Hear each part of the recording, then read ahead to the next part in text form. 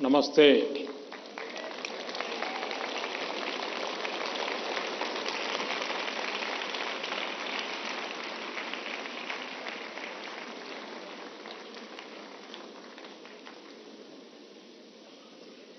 अभी मैं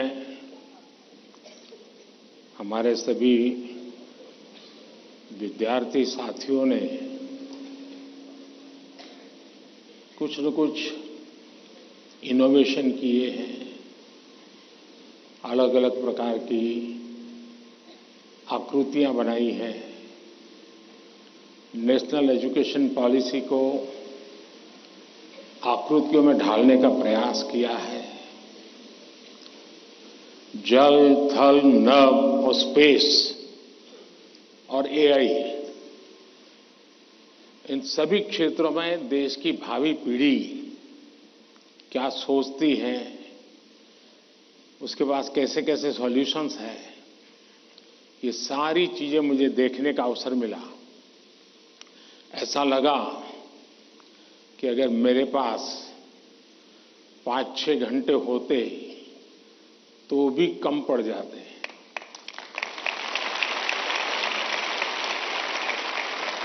क्योंकि सबने एक से बढ़कर एक प्रस्तुति की है।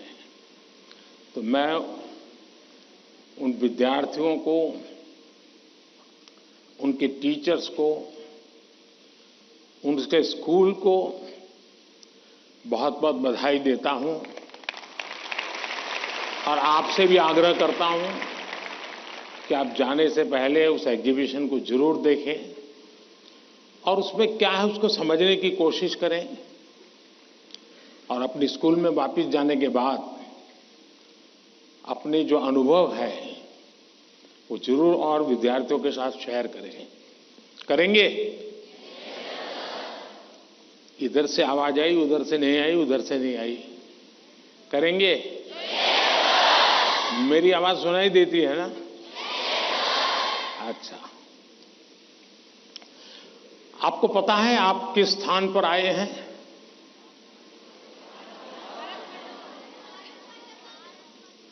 आप उस स्थान पर आए हैं जहां भारत मंडपम के प्रारंभ में दुनिया के सभी बड़े बड़े दिग्गज नेता 2 दिन बैठकर के यहां पर विश्व के भविष्य की चर्चा की थी। आज आप उस जगह पे हैं और आप भारत के भविष्य की चर्चा आज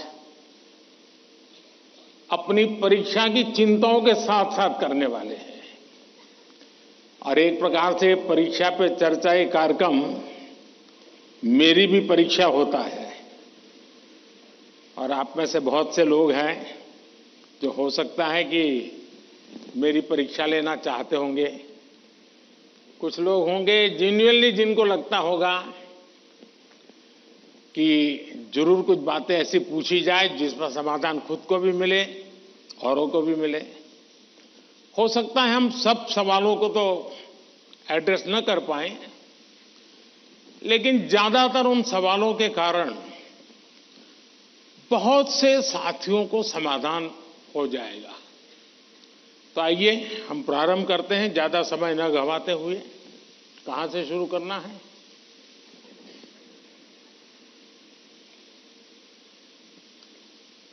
प्रधानमंत्री जी, आपके प्रेरक वचनों के लिए हार्दिक आभार। यही जज्बा रहा तो मुश्किलों का हल निकलेगा। जमीन बंजर हुई तो क्या वहीं से जल निकलेगा। कोशिश जारी रख कुछ कर गुजरने की, इन्हीं रातों के दामन से सुनहरा कल निकलेगा। इन्हीं रातों के दामन से सुनहरा कल निकलेगा। प्रधानमंत्री जी, आपका प्रेरक एवं ज्ञानवर्धक उद्बोधन हमें सदैव सकारात्मक ऊर्जा और विश्वास से भर देता है। आपके आशीर्वाद एवं अनुमति से हम इस कार्यक्रम का शुभारंभ करना चाहते हैं। धन्यवाद मान्यवर। प्रधानमंत्री जी, रक्षा, स्वास्थ्य और पर्यटन के क्षेत्र में भारत के सहयोगी अरब देश ओमान स्थित इंडियन स्कूल धारसेट की छात्रा डानिया शबू हमसे ऑनलाइन जुड़ रही है और आपसे एक प्रश्न पूछना चाहती है। डानिया, कृपया अपना प्रश्न पूछिए। Respected Prime Minister, I am Dania Shabu Varghese of Class 10 from Indian School Darset, Oman. My question is, how do cultural and societal expectations contribute to the pressure students feel during examinations, and how can these external influences be addressed? Thank you. धन्यवाद Dania. Sir, विश्व के सबसे बड़े लोकतंत्र भारत की राजधानी दिल्ली स्थित government Sarvodaya बाल विद्यालय बुराड़ी से मोहम्मद अर्श हमसे ऑनलाइन जुड़ रहे हैं और आपसे अपने मन के संदेह का निवारण चाहते हैं। मोहम्मद अर्श, कृपया अपना प्रश्न पूछिए।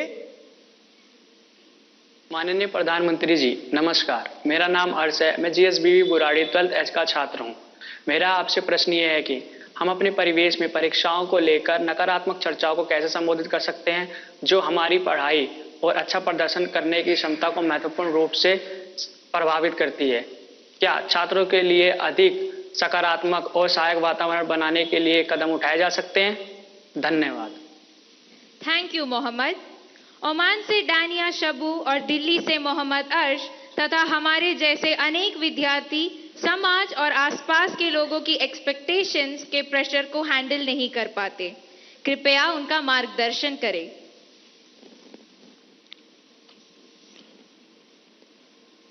शायद मुझे बताया गया कि ये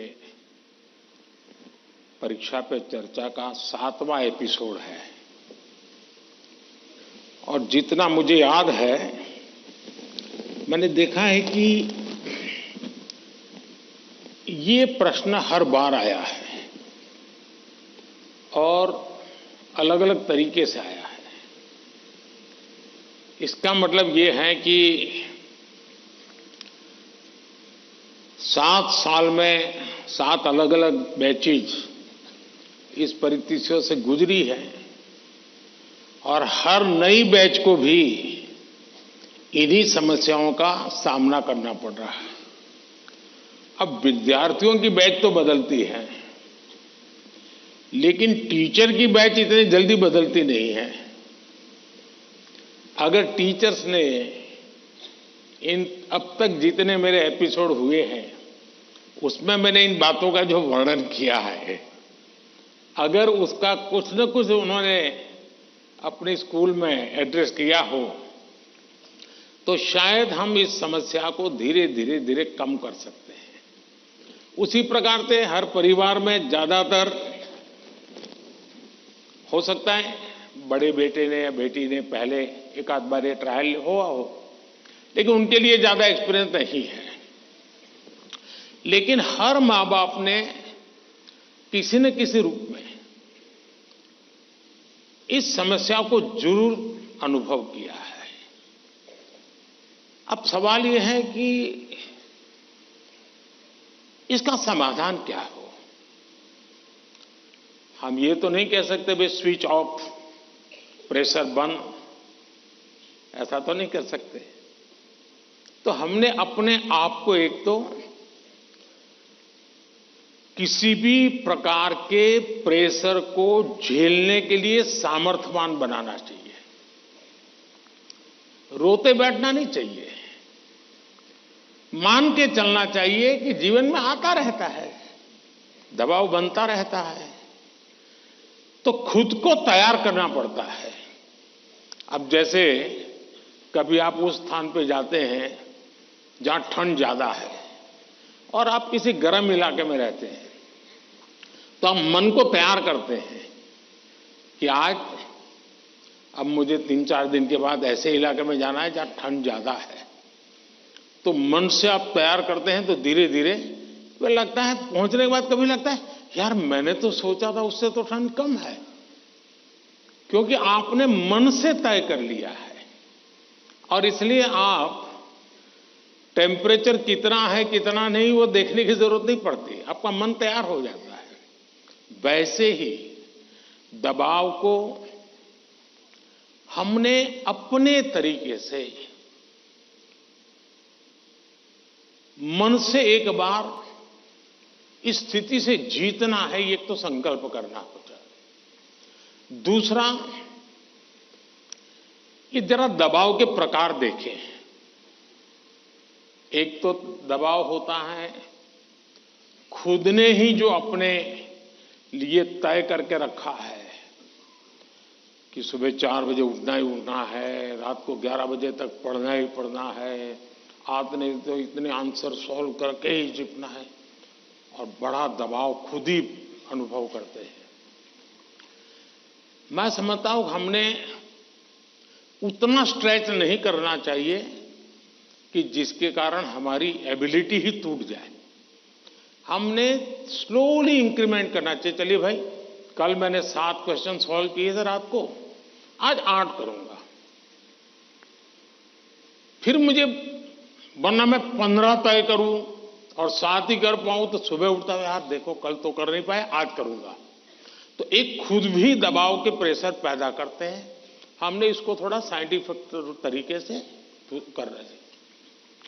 दूसरा, माँ बाप प्रेशर पैदा करते हैं,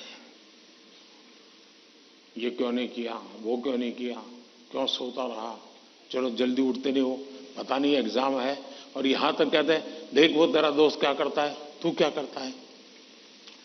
ये सुबह शाम जो कमेंट्री चलती है, रनिंग कमेंट्री, और कभी माँ थक जाती है तो पापा की कमेंट्री शुरू होती है, कभी पापा थक जाते हैं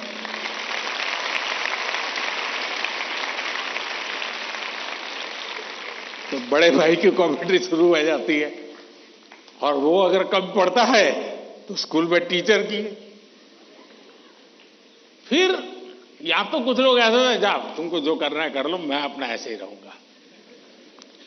कुछ लोग इसे सिंसियर लेते हैं, लेकिन ये दबाव का दूसरा प्रकार है।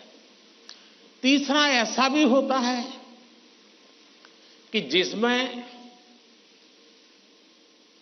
कारण कुछ नहीं, समझ का अभाव है, और बिना कारण उसको हम संकट मान लेते हैं। जब एक्चुअली करते हैं तो लगता है नहीं यार इतना मुश्किल नहीं था, मैंने बेकार में दबाव झेलता रहा। तो मुझे लगता है कि एक तो इनको पूरे परिवार ने, टीचर ने, सबने मिलकर के एड्रेस करना होगा। सिर्फ स्टूडेंट एड्रेस कर लेगा, सिर्फ पेरेंट्स एड्रेस कर लेंगे, इतने से बात बननी नहीं है। और मैं मानता हूं कि ये लगातार परिवारों में भी बातचीत होती रहनी चाहिए। हर परिवार ऐसी स्थितियों में कैसे हैंडल करता है उसकी चर्चाएं होनी चाहिए। उसकी एक सिस्टमेटिक थियरी के बजाय हमने धीरे धीरे चीजों को इवॉल्व करना चाहिए। अगर ये इवॉल्व करते हैं तो मुझे पक्का विश्वास है कि हम इन चीजों से बाहर निकल के आते हैं। धन्यवाद।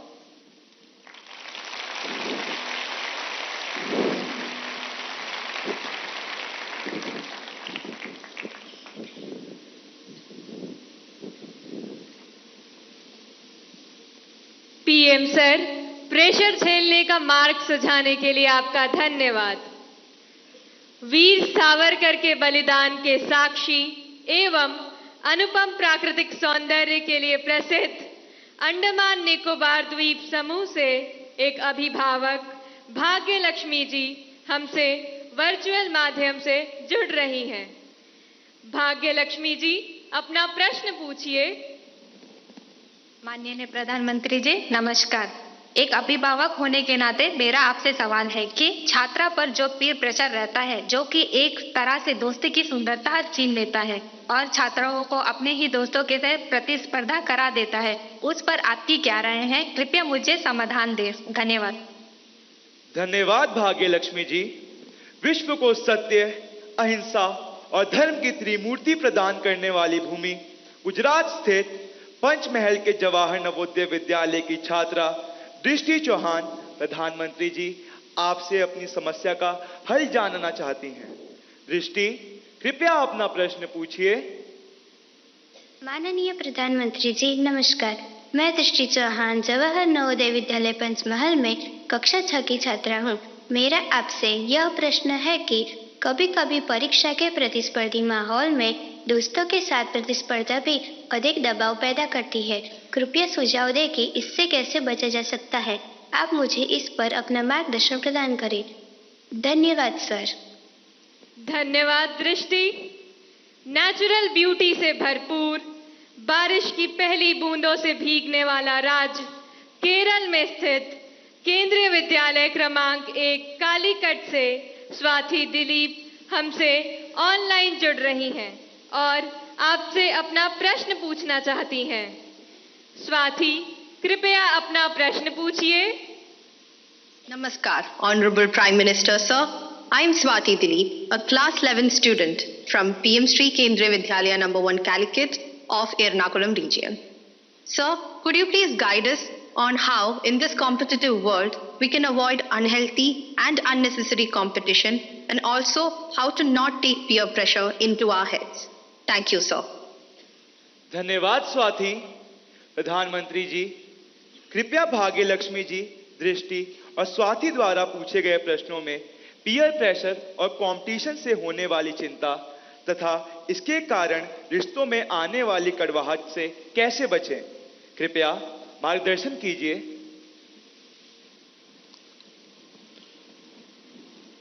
अगर जीवन में चुनौतियां न हो,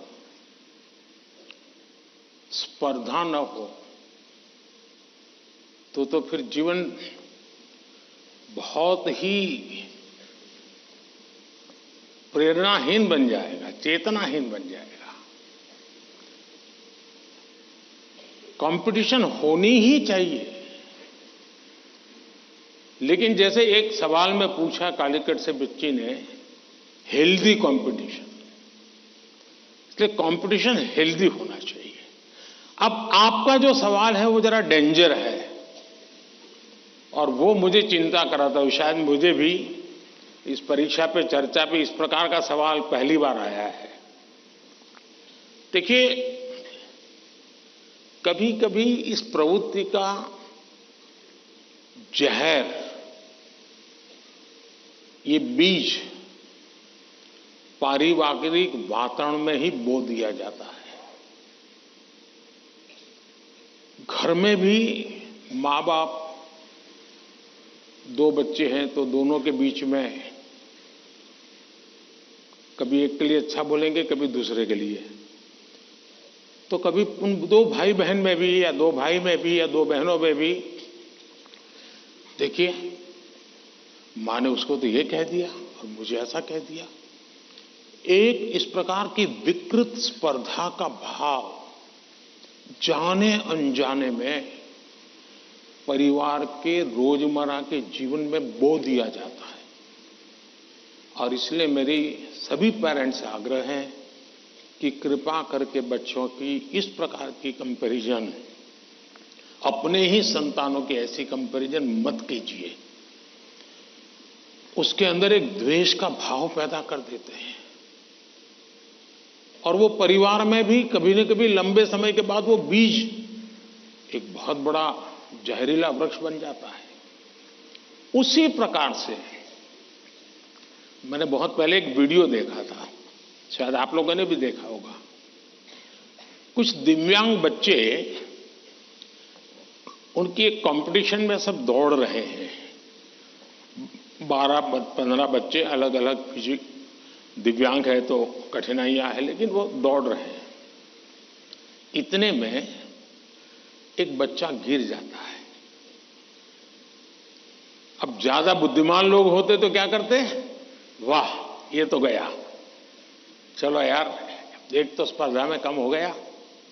लेकिन उन बच्चों ने क्या किया, सबके सब जो आगे चले गए थे वो भी पीछे आए, जो दौड़ रहे थे वो भी रुक गए। पहले उन सब ने उसको खड़ा किया और फिर दौड़ना शुरू किया।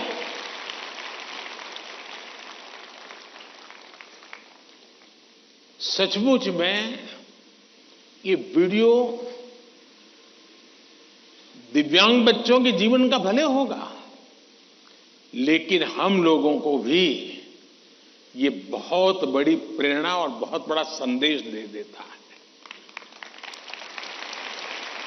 अब तीसरा विषय है कि आपके दोस्त से आपको किस चीज की स्पर्धा है भाई? मान लीजिए 100 मार्क्स का पेपर है। अगर आपका दोस्त 90 ले गया तो क्या आपके लिए 10 मार्क बचा है क्या? आपके लिए 10 मार्क बचा है क्या? आपके लिए भी तो 100 है ना? तो आपको उससे स्पर्धा नहीं करनी है, खुद से करनी है। खुद से करनी है कि वो 100 में से 90 लाया, मैं 100 में से कितना लाऊं। उससे द्वेष करने की जरूरत ही नहीं है। एक्चुअली तो वो आपके लिए इंस्पिरेशन बन सकता है। और अगर यही मानसिकता रहेगी तो क्या करेंगे आप? अपने से तेज तर्रार व्यक्ति को दोस्ती नहीं बनाएंगे। आप ऐसे जिसकी कुछ चलती नहीं बाजार में, उसी को दोस्त बनाएंगे और खुद बड़े ठेकेदार बन के घूमते रहोगे। सचमुच में तो हमसे प्रतिभावान दोस्त ढूंढने चाहिए। हमने जितने ज्यादा प्रतिभावान दोस्त मिलते उतना हमारा भी तो काम बढ़ता है, हमारा स्पिरिट भी तो बढ़ता है। और इसलिए कभी भी हमने इस प्रकार का ईर्ष्या भाव कतई ही अपने मन में नहीं आने देना चाहिए। और तीसरा, मां बाप के लिए भी बहुत बड़ा चिंता का विषय है। मां बाप हर बार अपने बच्चों को कोसते रहे, देख तू खेलता रहता है, देख वो किताबें पढ़ता है, तू ये करता रहता है, देख वो पढ़ता है। यानी वो भी हमेशा उसी का उदाहरण देते हैं। तो फिर आपके दिमाग में भी यही एक मानदंड बन जाता है।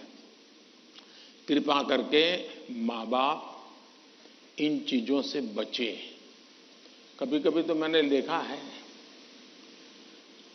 कि जो मां बाप अपने जीवन में ज्यादा सफल नहीं हुए हैं, जिनको अपने पराक्रम, अपनी सफलताएं, अपनी सिद्धियों के विषय में दुनिया को कुछ कहने को नहीं है, बताने को नहीं है, तो वे अपने बच्चों का रिपोर्ट कार्ड ही अपना विजिटिंग कार्ड बना देते हैं। किसी को मिलेंगे, अपने बच्चे की कथा सुनाएंगे। अब ये जो नेचर है वो भी एक प्रकार से बच्चे के मन में एक ऐसा भाव भर देता है कि मैं तो सब कुछ हूं, अब मुझे कुछ करने की जरूरत नहीं है। वो भी बहुत नुकसान करता है। सचमुच में तो हमें अपने दोस्त में से ईर्ष्या भाव के बजाय उसके सामर्थ्य को ढूंढने का प्रयास करना चाहिए। उसके अंदर अगर मैथमेटिक्स में एक्सपर्टाइज है, मेरी कम है, मेरे टीचर से ज्यादा अगर मेरा दोस्त मुझे मैथमेटिक्स में मदद करेगा तो वो मेरी साइकी समझ करके करेगा और हो सकता है मैं भी उसी की तरह मैथमेटिक्स में आगे जाऊंगा। वो अगर लैंग्वेज में वीक है और मैं लैंग्वेज में मजबूत हूं, मैं अगर लैंग्वेज में उसकी मदद करता हूं तो हम दोनों को एक दूसरे की ताकत जोड़ेगी और हम अधिक सामर्थ्यवान बनेंगे। और इसलिए कृपा करके हम अपने दोस्तों से स्पर्धा और ईर्ष्या के भाव में न डूबें। और मैंने तो ऐसे लोग देखे हैं कि खुद फेल हो जाए, लेकिन अगर दोस्त सफल हुआ है तो मिठाई वो बांटता है। मैंने ऐसे भी दोस्त देखे हैं कि जो बहुत अच्छे नंबर से आए हैं लेकिन दोस्त नहीं आया, इसलिए उसने अपने घर में पार्टी नहीं की, फेस्टिवल नहीं मनाया। क्यों? मेरा दोस्त पीछे रह गया। ऐसे भी तो दोस्त होते हैं। और क्या दोस्ती लेन देन का खेल है क्या? जी नहीं, दोस्ती ये लेन देन का खेल नहीं है। जहां कोई प्रकार का इस प्रकार का लेना देना नहीं है, निर्व्याज प्यार होता है, वही तो दोस्ती होती है। और ये जो दोस्ती होती ना, वो स्कूल छोड़िए जिंदगी भर आपके साथ रहती है। और इसलिए कृपा करके दोस्त हमसे ज्यादा तेजस्वी तपस्वी हमें चुनने चाहिए और हमेशा उनसे सीखने का प्रयास करना चाहिए। धन्यवाद।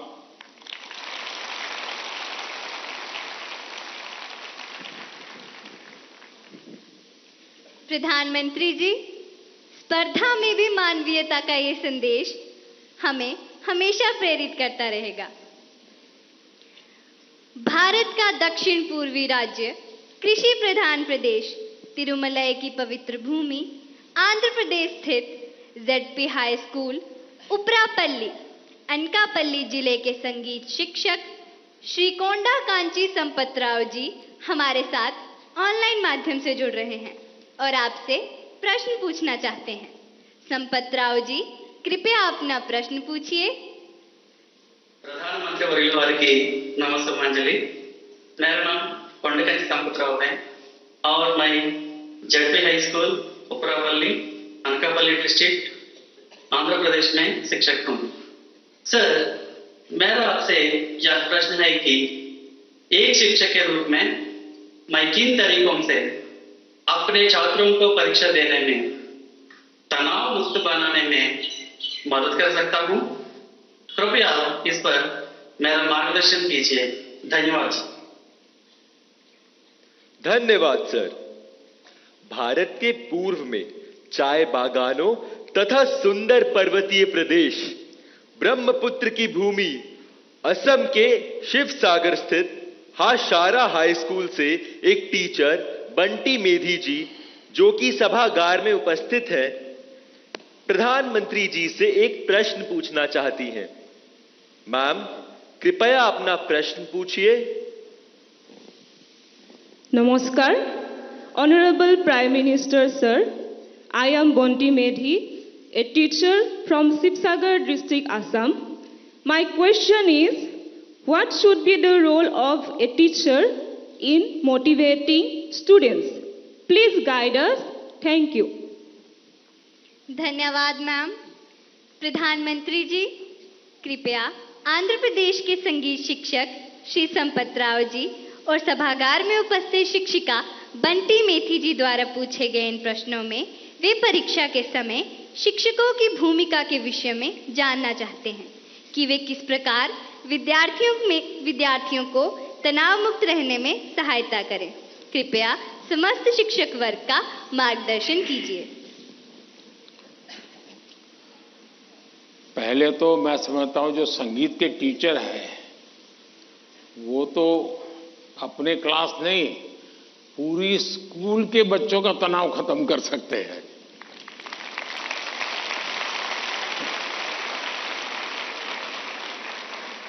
संगीत में वो सामर्थ्य है। हाँ, अगर हम कान बंद कर करके संगीत में बैठे हैं, कभी कभी ऐसा होता है कि हम होते हैं, संगीत बज तो रहा है लेकिन हम कहीं और होते हैं और इसलिए हम उसका आनंद अनुभव नहीं कर पाते हैं। मैं समझता हूं कि किसी भी टीचर के मन में जब ये विचार आता है कि मैं स्टूडेंट के इस तनाव को कैसे दूर करूं, मैं हो सकता है मैं गलत हूं, लेकिन शायद मुझे लगता है कि टीचर के मन में परीक्षा का कालखंड है।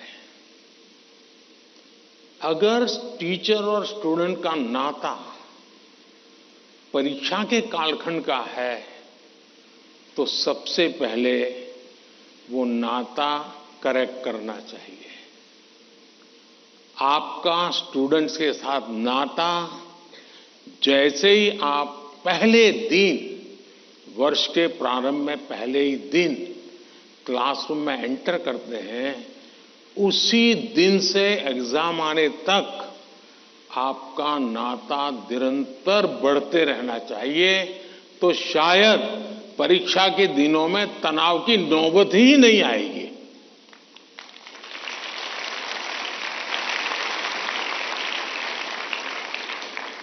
आप सोचिए, आज मोबाइल का जमाना है,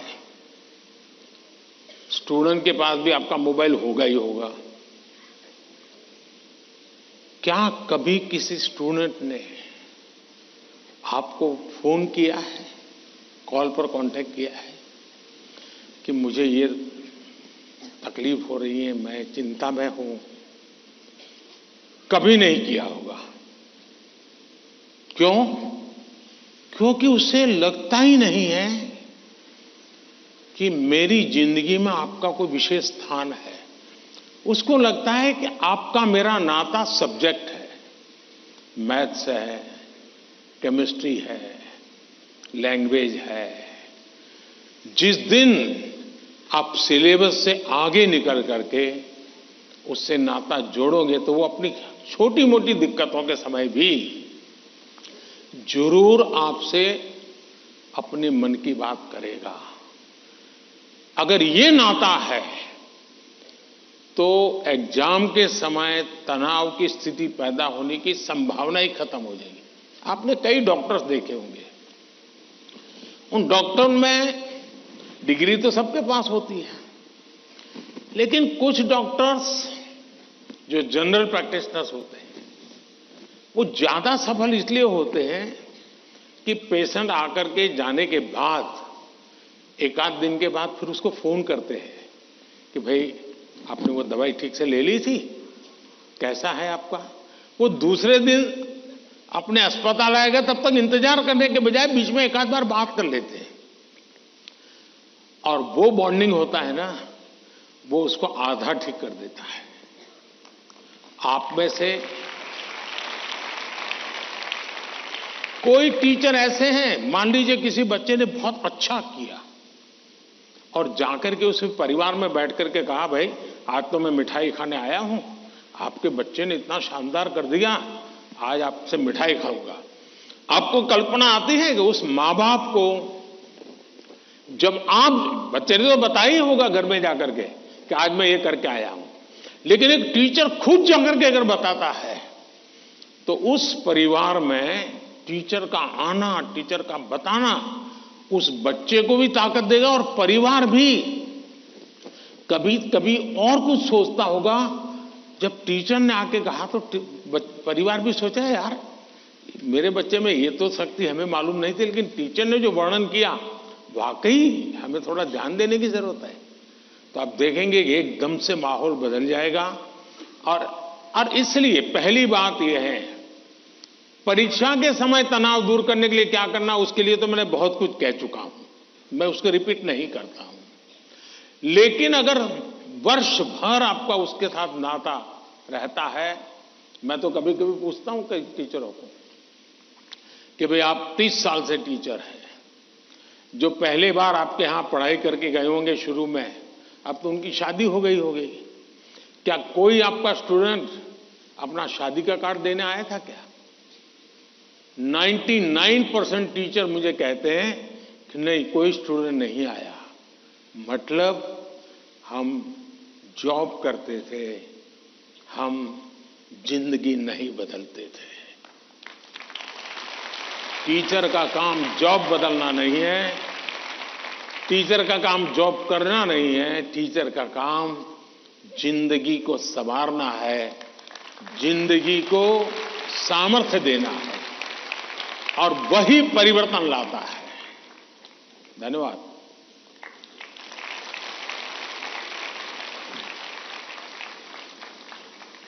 शिक्षक एवं शिष्य के संबंधों में आपसी विश्वास महत्वपूर्ण है। हमें नया दृष्टिकोण देने के लिए धन्यवाद। अद्भुत जनजातीय संस्कृति को समेटे पूर्वोत्तर भारत के राज्य त्रिपुरा के प्रणवानंद विद्या मंदिर पश्चिम त्रिपुरा की छात्रा आद्रिता चक्रवर्ती हमसे ऑनलाइन जुड़ रही हैं तथा परीक्षा के तनाव से मुक्ति हेतु माननीय प्रधानमंत्री जी से अपनी समस्या का समाधान चाहती हैं। आद्रिता, कृपया अपना प्रश्न पूछिए। नमस्कार माननीय प्रधानमंत्री महोदय, मेरा नाम आद्रिता चक्रवर्ती है। मैं प्रणवानंद विद्या मंदिर पश्चिम त्रिपुरा में कक्षा 12वीं की छात्रा हूँ। मेरा आपसे यही प्रश्न है कि पेपर खत्म होने के आखिरी कुछ मिनटों में मैं घबरा जाती हूँ और मेरा लिखावट भी बिगड़ जाती है। मैं इस स्थिति से कैसे निपटूं? मुझे इसका समाधान दीजिए। धन्यवाद श्रीमान। थैंक यू आद्रता।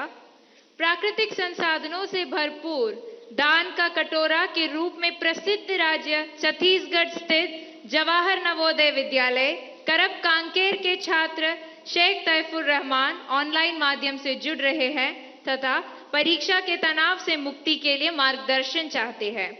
तैफुर रहमान, कृपया अपना प्रश्न पूछिए।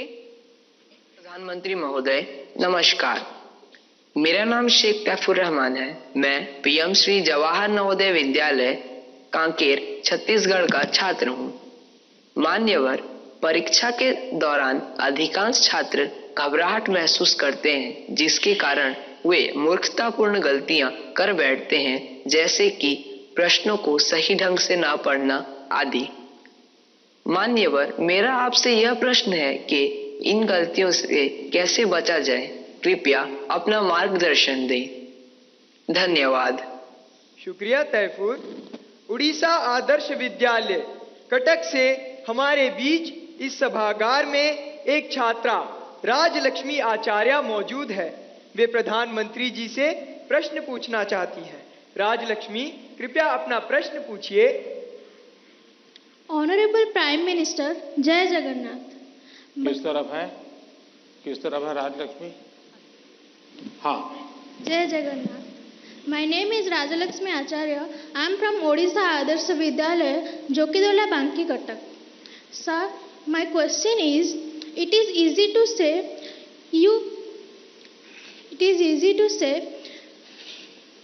you face exam with a cool mind, but in exam hall the situation is so scary, like don't move, look straight and so on. Then how can it be so cool? Thank you sir. धन्यवाद राजलक्ष्मी।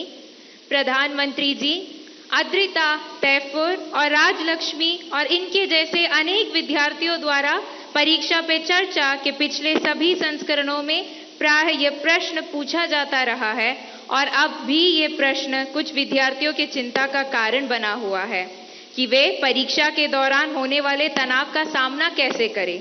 कृपया इनका मार्गदर्शन कीजिए। घूम फिर करके फिर तनाव आ गया।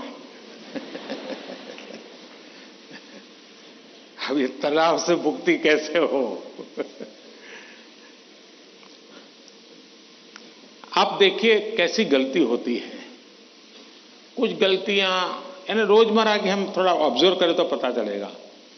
कुछ गलतियां पेरेंट्स का अति उत्साह कर देता है। कुछ गलतियां स्टूडेंट की अतिशय सिंसियरिटी कर देती है। बस समझता हूं इससे बचा जाए। जैसे मैंने देखा है कि कुछ माँ बाप को लगता है कि आज एग्जाम है तो बेटे को नई पेन ला करके दो, जरा कपड़े अच्छे पहना करके भेजो, तो उसका काफी समय तो उसमें एडजस्ट होने में ही जाता है। शर्ट ठीक है कि नहीं है, यूनिफॉर्म ठीक पहना है कि नहीं पहना है। माँ बाप से मेरा आग्रह है जो पेन रोज उपयोग करता है ना वही दीजिए आप। या वहां पेन दिखाने थोड़ा जा रहा है वो। और परीक्षा के समय किसी को फुर्सत नहीं है, आपका बच्चा नया पहन करके आया, पुराना पहन के आया। तो ये साइकी उनको बाहर आना चाहिए। दूसरा, कुछ ऐसी चीजें खिला करके भेजेंगे, तुझे एग्जाम है ये खा के जाओ, एग्जाम है ये खा के जाओ, तो उसको और मुसीबत होती है जिसका वो कंफर्ट नहीं है। आवश्यकता से अधिक उस दिन खाना, फिर मां कहे अरे तुम्हारा तो एग्जाम सेंटर इतना दूर है, तुम रात आते आते 7 बज जाएगा, ऐसा करो कुछ खा के जाओ, फिर कहेगी कुछ लेके जाओ। उसको वो रेजिस्ट करने लगता है, नहीं मैं नहीं ले जाऊंगा। वहीं से तनाव शुरू हो जाता है, घर से निकलने से पहले हो जाता है। तो मेरी सभी पेरेंट्स से अपेक्षा है और मेरा सुझाव है कि आप उसको अपनी मस्ती में जीने दीजिए। एग्जाम देने जा रहा है तो उत्साह उमंग के साथ चला जाए, बस जो उसकी रोजमर्रा की आदत है वैसा ही रहे वो। फिर जो सिंसियर स्टूडेंट है उनका प्रॉब्लम क्या होता है, दरवाजे तक किताब छोड़ते नहीं, दरवाजे तक।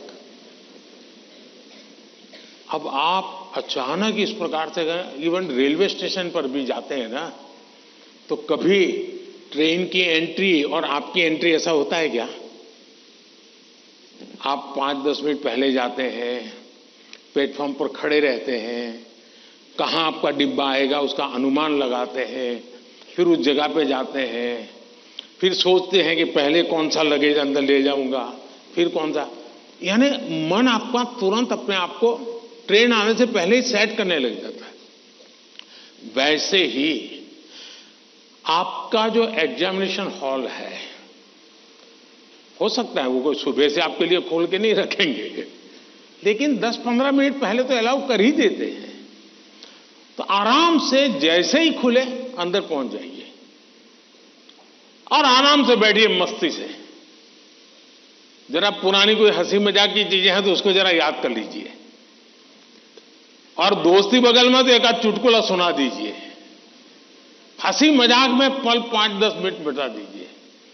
कुछ नहीं है जान पाने, कम से कम एक डीप ब्रीथिंग करिए, बहुत गहरा सांस लीजिए, धीरे धीरे 8-10 मिनट खुद के लिए जिए, आप खुद में खो जाइए, एग्जाम से बाहर निकल जाएंगे। और फिर जब आपके हाथ में क्वेश्चन पेपर आएगा तो आप कंफर्ट होंगे। वरना क्या होता है, वो आया कि नहीं, वो देखा कि नहीं, वो कैसा है, फला नहीं, टीचर कहाँ दिखता है, सीसीटीवी कैमरा है। अरे आपका क्या काम है जी, सीसीटीवी कैमरा किसी भी कोने पर पड़ा है, तेरा क्या ले रहा है जी। हम इन्हीं चीजों में लटके रहते हैं जी, और वही बिना कारण हमारी शक्ति समय वेस्ट करता है। हमने खुद में ही खोए रहना चाहिए। और जैसा ही क्वेश्चन पेपर आ जाए तो कभी कभी तो आपने देखा होगा कि अगर आप फर्स्ट बेंच पर आपका नंबर आया है, लेकिन क्वेश्चन पेपर वो पीछे से बांटना शुरू करता है, तो आपका दिमाग फड़कता है, देखिए मेरे से तो 5 मिनट पहले उसको मिलेगा, मुझे 5 मिनट बाद में मिलेगा। ऐसा ही होता है ना, ऐसा होता है ना। अब ऐसी चीजों में अपना दिमाग खपाओगे कि पहले क्वेश्चन पेपर मुझे मिला कि 20 नंबर के बाद मिला, तो आप अपनी एनर्जी, आप परिस्थिति तो पलट नहीं सकते। टीचर ने वहां से क्यों कि आप खड़े होकर नहीं कह सकते पहले मेरे से दो, ऐसा तो नहीं कर सकते। तो आपको पता है ऐसा होना, फिर ऐसे ही अपने आप को एडजस्ट कर लेना चाहिए। एक बार आप ये अगल बगल की सारी दुनिया, और हम बचपन से पढ़ते तो आए हैं, वो अर्जुन को पक्षी की आंख वाली कथा तो सुनते रहते हैं, लेकिन जीवन में आता है तो नहीं, पेड़ भी दिखता है, पत्तियां भी दिखती है, तब आपको वो पक्षी की आंख नहीं दिखती है। आप भी मन में कथाएं सुनते हैं, पढ़ते हैं, तो उसको जीवन में लाने का मौका होता है। तो पहली बात तो यह है कि इन सारी बाह्य चीजों से आप, दूसरा, परीक्षा में घबराहट का कभी कारण ये होता है, कभी लगता है समय कम पड़ गया, कभी लगता है कि अच्छा होता मैं वो क्वेश्चन पहले कर लेता। तो इसका उपाय ये है, पहले एक बार पूरा क्वेश्चन पेपर पढ़ लीजिए, फिर मन से तय कीजिए कि किस आंसर में कितना मिनट मोटा मोटा मेरा जाएगा, और उसी प्रकार से अपना समय तय कर लीजिए। अब खाना खाते हैं, आप खाने के लिए बैठते हैं, तो घड़ी देख करके थोड़े खाते, भाई 20 मिनट में खाना खाना है, तो खाते खाते आदत हो ही जाती है, हाँ भैया इतने में 20 मिनट भी हो गया और खाना भी हो गया। इसके लिए कोई घड़ी और कोई बेल थोड़ा बजता है कि चलो अब खाना शुरू करो, अब खाना बंद करो, ऐसा तो होता नहीं है। तो ये प्रैक्टिस है। दूसरा मैंने देखा है कि आजकल जो सबसे बड़ी समस्या है, जिसके कारण ये समस्या, आप मुझे बताइए, आप एग्जाम देने जाते हैं, मतलब आप फिजिकली क्या करते हैं? आप फिजिकली पेन हाथ में पकड़ करके लिखते हैं, यही करते हैं ना। दिमाग अपना काम करता है, लेकिन आप क्या करते हैं? लिखते हैं। आज के युग में आईपैड के कारण, कंप्यूटर के कारण, मोबाइल के कारण मेरी लिखने की आदत धीरे धीरे कम हो गई है। जबकि एग्जाम में लिखना होता है, इसका मतलब हुआ कि मुझे अगर एग्जाम के लिए तैयार करना है तो मुझे अपने आप को लिखने के लिए भी तैयार करना है। आजकल बहुत कम लोग हैं जिनको लिखने की आदत है, और इसलिए डेली जितना समय आप अपने पठन पाठन में लगाते हैं स्कूल के बाद, उसका मिनिमम 50% टाइम आप खुद अपनी नोटबुक के अंदर कुछ न कुछ लिखेंगे। हो सके तो उस विषय पर लिखेंगे और 3 बार 4 बार खुद का लिखा हुआ पढ़ेंगे और खुद का लिखा हुआ करेक्ट करेंगे। तो आपका जो इंप्रूवमेंट होगा किसी की मदद बिना इतना बढ़िया हो जाएगा कि आपको बाद में लिखने की आदत हो जाएगी। तो कितने पेज पे लिखना, इतना लिखने में कितना समय जाता है, ये आपकी मास्टरी हो जाएगी। कभी कभी मन से विषय आपको लगता है ये तो मुझे आता है। जैसे आप मान लीजिए कोई बड़ा प्रसिद्ध कोई गाना सुन रहे हैं, गाना बज रहा है तो आपको लगता है ये गाना तो मुझे आता है क्योंकि आपने बहुत बार सुना है। लेकिन एक बार गाना बंद करके जरा कागज पे लिखो ना वो गाना आता है क्या, तो पता चलेगा नहीं यार, सुनते समय जो मेरा कॉन्फिडेंस था, मुझे अच्छा लगता था और आता था, हकीकत में मुझे आता नहीं था। मुझे वहां से प्रॉम्प्टिंग होती थी, इसलिए मुझे वो लाइन याद आ जाती थी और उसमें भी परफेक्ट शब्द के संबंध में जब बात आएगी तो मैं पीछे रह जाऊंगा। मेरी आज की पीढ़ी के साथियों से बहुत मेरा आग्रह है कि कृपा करके आपकी एग्जाम में एक बड़ी चैलेंज होती है लिखना। कितना याद रहा, सही रहा, गलत रहा, सही लिखते हैं, गलत लिखते, तो वो तो बात का विषय है। आप अपना ध्यान प्रैक्टिस में इस पर कीजिए। अगर ऐसी कुछ चीजों पर अगर आप ध्यान केंद्रित करेंगे, मुझे पक्का विश्वास है कि एग्जाम हॉल में बैठने के बाद जो अनकंफर्ट या प्रेशर फील करते हैं वो आपको लगेगा ही नहीं, क्योंकि आप आदी हैं। अगर आपको तैरना आता है तो पानी में जाने से डर नहीं लगता है आपको, क्योंकि आप तैरना जानते हैं। आपने किताबों में तैरना ऐसे होता है और आप सोचते हैं हाँ मैं तो पढ़ा था भाई, हाथ पहले ऐसे करते, फिर दूसरा हाथ, फिर तीसरा हाथ, फिर चौथा हाथ, तो फिर आपको लगता है हाँ पहले हाथ पैर दिमाग से खप कर लिया, अंदर जाते ही फिर मुसीबत शुरू हो जाती है। लेकिन जिसने पानी में ही प्रैक्टिस शुरू कर दी, उसको कितना ही गहरा पानी क्यों हो, उसको भरोसा होता है मैं पार कर जाऊंगा। और इसलिए प्रैक्टिस बहुत आवश्यक है, लिखने की प्रैक्टिस बहुत आवश्यक है। और लिखना जितना होगा शार्पनेस ज्यादा आएगी, आपके विचारों में भी शार्पनेस आएगी। और अपनी लिखी हुई चीज को 3 बार 4 बार पढ़ के खुद करेक्ट कीजिए। जितना ज्यादा खुद करेक्ट करोगे, आपकी उस पर ग्रिप बहुत ज्यादा आएगी, तो आपको अंदर बैठ करके कोई प्रॉब्लम नहीं होगा। दूसरा, अगल बगल में वो बड़ी स्पीड से लिख रहा है, मैं तो तीसरे क्वेश्चन पे अड़ा हुआ हूं, वो तो 7वें पर चला गया। दिमाग इसमें मत खपाइए बाबा, वो 7 में पहुंचे, 9 में पहुंचे, करे न करे, वो पता नहीं, वो सिनेमा की स्टोरी लिखता होगा। तुम अपने पर भरोसा करो, तुम अपने पर भरोसा करो। अगल बगल में कौन क्या करता है छोड़ो। जितना ज्यादा अपने आप पर फोकस करोगे, उतना ही ज्यादा आपका क्वेश्चन पेपर पर फोकस होगा। जितना ज्यादा क्वेश्चन पेपर पर फोकस होगा, इतना ही आपके आंसर के एक एक शब्द पर हो जाएगा और अल्टीमेटली आपको परिणाम उचित मिल जाएगा। धन्यवाद।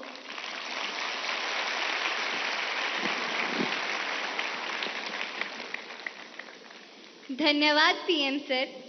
तनाव प्रबंधन का ये सूत्र जीवन भर हमें प्रेरित करेगा। प्रधानमंत्री जी, राजमंद राजस्थान के छात्र धीरज सुथार, जो कि government senior secondary school Kundwa में पढ़ते हैं, हमारे बीच इस हॉल में मौजूद हैं और आपसे प्रश्न पूछना चाहते हैं। धीरज, कृपया अपना प्रश्न पूछिए। नमस्ते माननीय प्रधानमंत्री जी, मैं धीरज सुथार मैं राजकीय उच्च माध्यमिक विद्यालय कोंदवा राजसमंद राजस्थान से हूँ। मैं 12वीं कक्षा में अध्ययनरत हूँ। मेरा प्रश्न यह है कि व्यायाम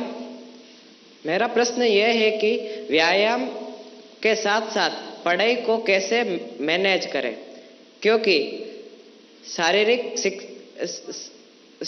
शारीरिक स्वास्थ्य भी उतना ही जरूरी है जितना कि मानसिक स्वास्थ्य। कृपया मार्गदर्शन करें। धन्यवाद सर। आपका शरीर देख करके लगता है मुझे आपने सही सवाल पूछा है।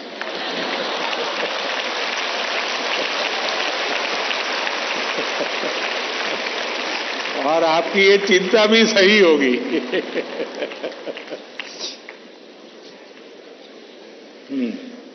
धन्यवाद धीरज। अपनी सांस्कृतिक परंपरा और बर्फीली चोटियों पर तैनात सेना के जाबाजों के शौर्य के लिए विख्यात उत्तर भारत के प्रमुख केंद्र शासित प्रदेश लद्दाख के पीएम श्री केंद्रीय विद्यालय कारगिल की छात्रा नजमा खातून हमसे ऑनलाइन माध्यम से जुड़ रही हैं और प्रधानमंत्री जी आपसे प्रश्न पूछना चाहती हैं। नजमा, कृपया अपना प्रश्न पूछिए। माननीय प्रधानमंत्री जी नमस्कार। मेरा नाम नजमा खातून है। मैं पीएम श्री केंद्रीय विद्यालय कारगिल लद्दाख में पढ़ती हूँ। मैं कक्षा 10वीं की छात्र हूँ। मेरा आपसे प्रश्न यह है कि परीक्षा की तैयारी और स्वस्थ जीवन शैली बनाए रखने के बीच संतुलन कैसे बना सकते हैं? धन्यवाद। शुक्रिया नजमा। पूर्वोत्तर भारत के रत्न जनजातीय बहुल राज्य अरुणाचल प्रदेश के नाहरलोगुन गवर्नमेंट हायर सेकेंडरी स्कूल से एक शिक्षिका टॉबी लामी जी इस सभागार में उपस्थित हैं और प्रधानमंत्री जी से प्रश्न पूछना चाहती हैं। नमस्कार माननीय प्रधानमंत्री जी, मेरा नाम तोबी लोमी है। मैं एक शिक्षिका हूँ। मैं government higher secondary school Naharlagun Arunachal Pradesh से आई हूँ। मेरा प्रश्न है, विद्यार्थी खेल कूद नहीं बल्कि पढ़ाई में मुख्य रूप से क्या और कैसे ध्यान केंद्रित कर सकते हैं? कृपया मार्गदर्शन करें। धन्यवाद सर। धन्यवाद मैम। प्रधानमंत्री जी, धीरज, नजमा और तोबी जी पढ़ाई और हेल्दी लाइफ में सामंजस्य कैसे स्थापित करें, इस विषय पर आपका मार्गदर्शन चाहते हैं।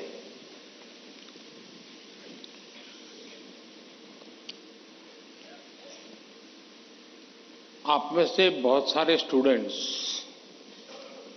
मोबाइल फोन का उपयोग करते होंगे और कुछ लोग होंगे शायद उनको घंटों तक मोबाइल फोन की आदत भी हो गई होगी।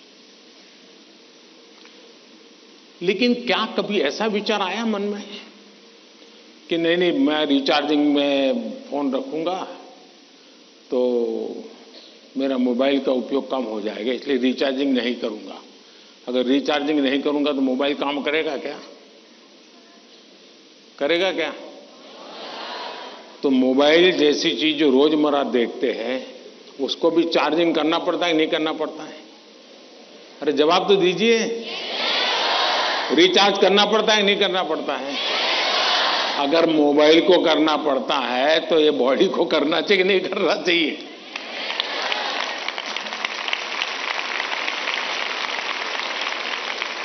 जैसे मोबाइल फोन में चार्जिंग ये मोबाइल की रिक्वायरमेंट है, वैसे हमारा शरीर का भी चार्जिंग ये शरीर की रिक्वायरमेंट है। आप ऐसा सोचो कि नहीं पढ़ना है तो बस विंडो बंद, पढ़ाई, बाकी सब बंद, ऐसा कभी नहीं हो सकता है। जीवन ऐसे नहीं जी सकते हैं और इसलिए जीवन को थोड़ा संतुलित बनाना पड़ता है। कुछ लोग होते हैं खेलते ही रहते हैं, वो भी एक संकट होता है। लेकिन जब आपको एग्जाम देनी हो, क्योंकि लौकिक लाइफ जीवन में इन चीजों का अपना महत्व है, इसको टाल नहीं सकते। लेकिन अगर हम स्वस्थ ही नहीं रहेंगे, अगर हम अपने शरीर में वो सामर्थ्य ही नहीं होगा, तो हो सकता है कि 3 घंटे एग्जाम में बैठने का सामर्थ्य खो देंगे, फिर 5 मिनट ऐसे ही करके बैठा रहना पड़ेगा। और इसलिए स्वस्थ शरीर स्वस्थ मन के लिए भी बहुत जरूरी है। अब स्वस्थ शरीर का मतलब ये तो नहीं है कि आपको पहलवानी करनी है, ये आवश्यक नहीं है, लेकिन जीवन में कुछ नियमितताएं होती है। अब आप कभी सोचिए कितना समय है जिसमें आप खुले आसमान के नीचे सनलाइट में बिताए हो। अगर आप चलो पढ़ना भी है तो किताब लेकर के सनलाइट में बैठो ना भाई थोड़ी देर। कभी कभी बॉडी को रिचार्ज करने में सनलाइट भी बहुत जरूरी होता है। क्या कभी कोशिश की नियम से कि भाई मैं दिन में कैसे भी करके इतना तो मौका निकाल दूं ताकि मुझे सनलाइट के साथ नाता रहे।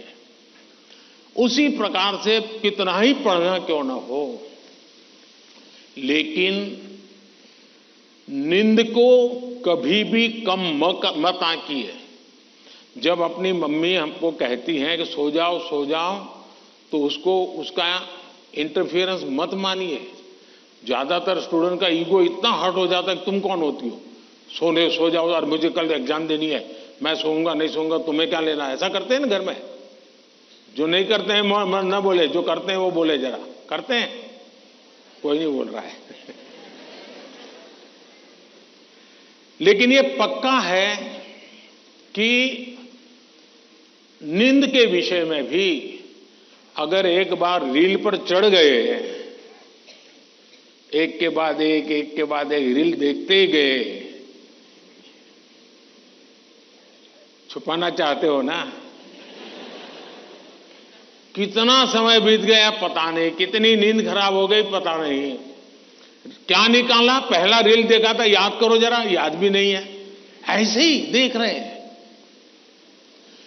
ऐसे हम नींद को बहुत कम आंकते हैं। आज आधुनिक हेल्थ साइंस जो है वो नींद को बहुत तवज्जो देता है।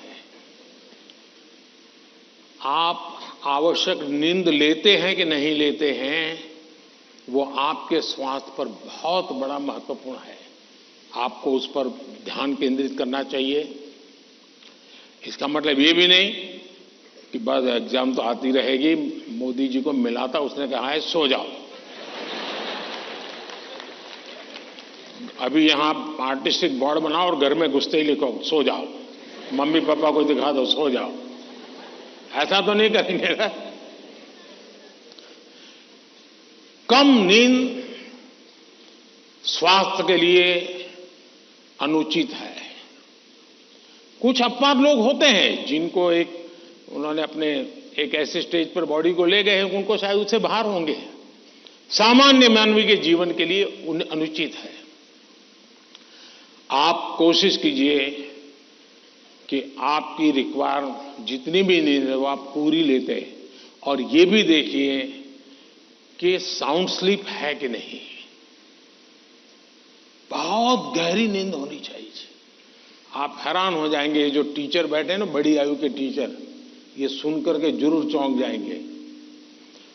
आज भी मैं इतना सारा मेरे पास काम है ना, आप लोगों जितना नहीं है।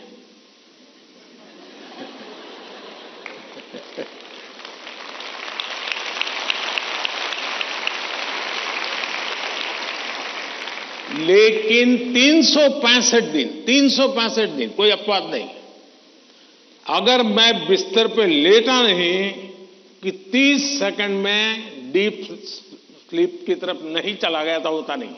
30 सेकंड लगता है मुझे। आप में से बहुत छोटी आयु के भी होंगे, कभी इधर कभी उधर, कभी उधर कभी उधर, फिर नींद आई तो आई। क्यों?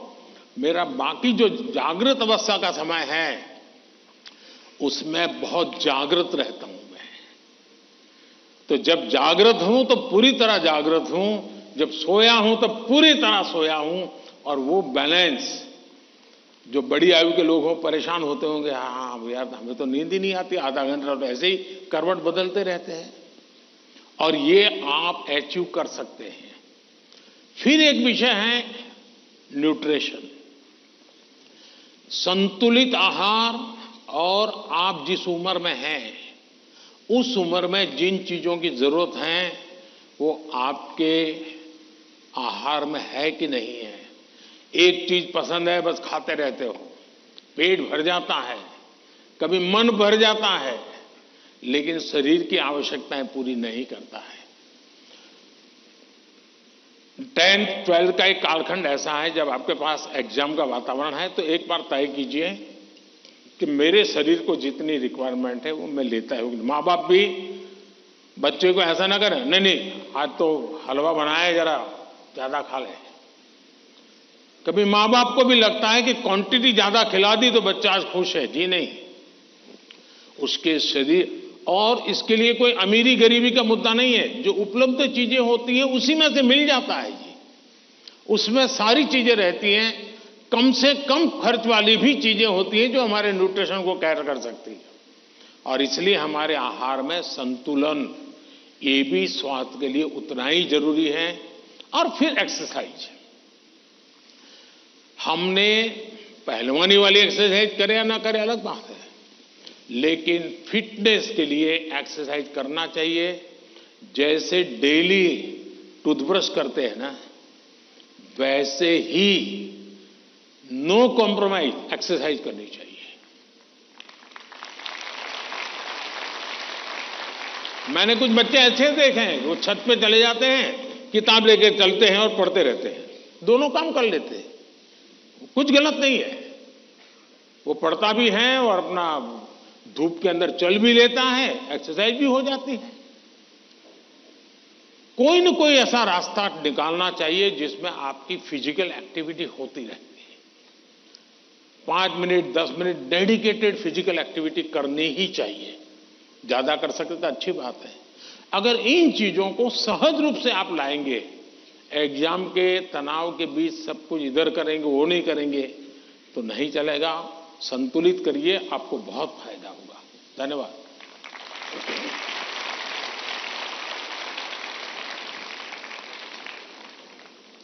पीएम सर, आपने एग्जाम वॉरियर में भी हमें यही संदेश दिया है, जितना खेलोगे उतना खिलोगे। Thank you PM sir. Rabindranath Tagore Vande Mataram की अमर भूमि, समृद्ध कला कौशल से भरपूर राज्य बंगाल के नॉर्थ 24 परगना स्थित केंद्रीय विद्यालय की छात्रा मधुमिता मल्लिक हमसे वर्चुअल माध्यम से प्रश्न पूछना चाहती है। मधुमिता, कृपया अपना प्रश्न पूछिए। माननीय प्रधानमंत्री महोदय, नमस्कार। मेरा नाम मधुमिता मल्लिक है। मैं पीएम श्री केंद्रीय विद्यालय बैरकपुर थलसेना कोलकाता संभाग की 11वीं विज्ञान की छात्रा हूँ। मेरा आपसे यह प्रश्न है, आप उन छात्रों को क्या सलाह देना चाहेंगे जो अपने करियर के बारे में अनिश्चित हैं या किसी विशेष करियर या पेशे को चुनने के बारे में दबाव महसूस करते हैं? कृपया इस विषय पर मुझे मार्गदर्शन करें। धन्यवाद महोदय। धन्यवाद मधुमिता। पीएम सर, भगवान कृष्ण की उपदेश भूमि, वीर बहादुर खिलाड़ियों के प्रदेश हरियाणा पानीपत के द मिलेनियम स्कूल की छात्रा अदिति तनवर ऑनलाइन माध्यम से जुड़ी हुई है और आपसे मार्गदर्शन चाहती है। अदिति, कृपया अपना प्रश्न पूछिए। माननीय प्रधानमंत्री जी, नमस्कार। मेरा नाम अदिति तनवर है और मैं the millennium school Panipat Haryana की कक्षा 11वीं की छात्रा हूँ। मेरा आपसे प्रश्न यह है कि मैंने ह्यूमैनिटीज को अपने विषय के रूप में चुना है और लोग रोज मुझ पर ताने कसते हैं। मुझे यह विषय पसंद है इसलिए मैंने इसे चुना है, पर कभी कभी तानों को संभालना मुश्किल हो जाता है। इन्हें कैसे संभालें और कैसे नजरअंदाज करें, मैं इसमें आपसे मार्गदर्शन चाहती हूँ।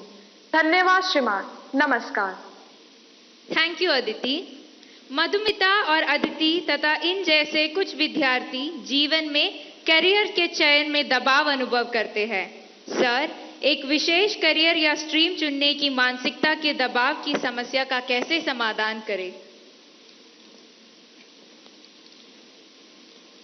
मुझे नहीं लगता है कि आप स्वयं कंफ्यूज हैं, आप स्वयं उलझन में हैं, ऐसा मुझे नहीं लगता है।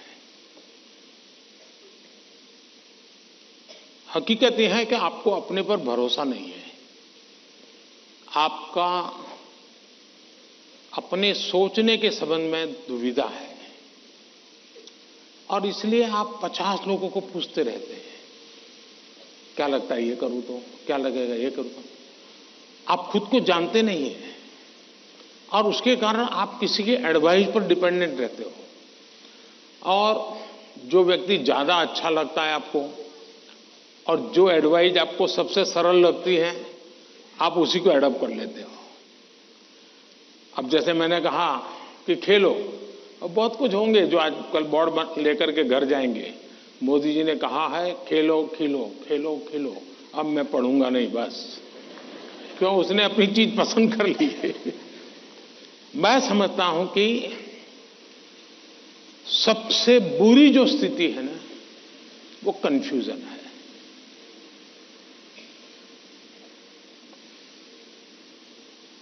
अनिर्णायकता है।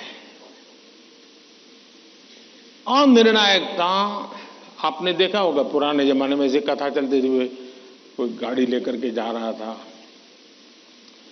और कुत्ता तय नहीं कर पाया, इधर जाओ उधर जाओ, और आखिरकार वो नीचे आ गया। यही होता है, अगर उसको पता है कि मैं उधर चला जाऊं तो हो सकता है कि वो ड्राइवर भी उसको बचा ले, लेकिन इधर गया इधर गया इधर गया तो ड्राइवर कितना ही एक्सपर्ट होगा, नहीं बचा पाएगा। हमें अनिश्चितता से भी बचना चाहिए, अनिर्णायकता से बचना चाहिए, और निर्णय करने से पहले सारी चीजें हमने उसको जितने तराजू पर तोल सकते हैं तोलना चाहिए। दूसरा, कभी कभी कुछ लोगों को लगता है कि फलानी चीज वैसी है, ठीक नहीं चीज। अब मुझे बताइए, स्वच्छता का विषय अगर प्रधानमंत्री के रूप में देखें तो बहुत मामूली विषय है कि नहीं है? बहुत मामूली विषय है कि नहीं है? कोई भी कहेगा यार पीएम को इतने सारे काम है, ये स्वच्छता स्वच्छता करता रहता है।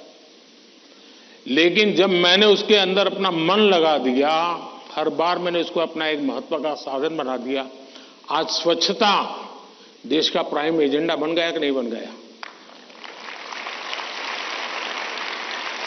स्वच्छता तो छोटा विषय था, लेकिन अगर मैं उससे जान मैंने भर दी तो वो बहुत बड़ा बन गया। इसलिए हम ये न सोचे, आपने देखा होगा, कल मैं पूरा तो पढ़ नहीं पाया लेकिन मेरा नजर गई कि किसी ने कहा है कि पिछले 10 साल में आर्ट और कल्चर के क्षेत्र में भारत का मार्केट 250 गुना बढ़ गया है। अब आज से पहले कोई पेंटिंग करता तो माँ बाप कहते पहले पढ़ाई करो, वैकेशन में पेंटिंग करना। उसको लगता ही नहीं था कि पेंटिंग भी जीवन में महत्व का विषय हो सकता है। और इसलिए हम किसी चीज को कम ना आके, हमारे में दम होगा तो हम उसको जान भर देंगे। हमारे में सामर्थ्य होना चाहिए, और जो चीज हाथ में लें उसमें जी जान से जुड़ जाएं। हम आधे अधूरे, यार उसने ये लिया मैं ये लेता तो शायद अच्छा होता, उसने ये लिया मैं ये लेता तो अच्छा होता, ये उलझन आपको बहुत संकटों में डाल सकती है। दूसरा विषय है कि आज नेशनल एजुकेशन पॉलिसी ने आपके लिए बहुत सुविधा कर दी है। आप एक क्षेत्र में बढ़ रहे हैं, लेकिन आपको कहा मन कर गया चलो एक और ट्रायल करना है, तो आप शिफ्ट कर सकते हैं, आपकी राह बदल सकते हैं। आपको किसी पर बंधे रहने की जरूरत नहीं है, आप अपने आप प्रगति कर सकते हैं। और इसलिए अब शिक्षा में भी बहुत, आज मैं भी एग्जीबिशन देख रहा था, मैं देख रहा था कि बच्चों की प्रतिभा जिस प्रकार से प्रकट हुई है, प्रभाव करने वाली है। सरकार का आईएनबी मिनिस्ट्री सरकार की योजनाओं को कम्युनिकेट करने के लिए जो करे, उससे ज्यादा मैंने देखा इन बच्चों ने बहुत अच्छा किया है। नारी शक्ति का महत्व इतने बढ़िया तरीके से रखा है। इसका मतलब यह हुआ कि किसी भी हालत में हमें निर्णायक होना ही चाहिए, और एक बार निर्णायक होने की आदत लग जाती है ना, फिर कंफ्यूजन नहीं रहता है। वरना तो आपने देखा होगा कि कभी हम रेस्टोरेंट में चले जाएं परिवार के साथ। आप याद कीजिए, आप, मुझे तो वो मौका नहीं मिलता है, लेकिन आपको मिलता होगा। रेस्टोरेंट में जाते होंगे, पहले आप सोचते होंगे मैं ये मंगवाऊंगा, फिर बगल वाले टेबल पे कुछ देखते हैं तो कहता है नहीं ये मंगवाऊंगा। फिर वो बैरा जो है कुछ और ट्रे में लेके जाकर दिखता है मुझे, यार ये कुछ और है, नहीं ये क्या है भाई, ये है, अच्छा मेरे वो 2 कैंसल, ये ले आओ। अब उसका कभी पेट ही नहीं भरेगा जी, उसको कभी संतोष नहीं होगा, और जिस डिश आएगी तो उसको लगेगा यार इसके बजाय वो पहले वाला ले लिया होता तो अच्छा होता।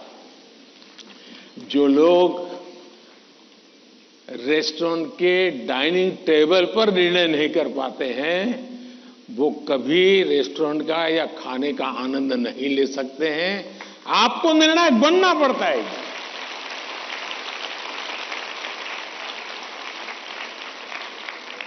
अगर आपकी मां आपको डेली सुबह पूछे आज क्या खाओगे, और आपके सामने 50 वैरायटी बोल दे, आप क्या करोगे? घूम फिर करके आ जाओगे, रोज खाते हो वहीं पर आके खड़े हो जाओगे। मैं समझता हूं कि हमें आदत डालनी चाहिए कि हम निर्णायक बने। निर्णय लेने से पहले 50 चीजों को हम बारीकियां देखें, उसके प्लस माइनस पॉइंट देखें, प्लस माइनस पॉइंट के लिए किसी से पूछे, लेकिन उसके बाद हम निर्णायक बने। और इसलिए कंफ्यूजन किसी भी हालत में आप किसी के लिए अच्छा नहीं है। अनिर्णायकता और खराब होती है, और उसमें से हमने बाहर आना चाहिए। Thank you.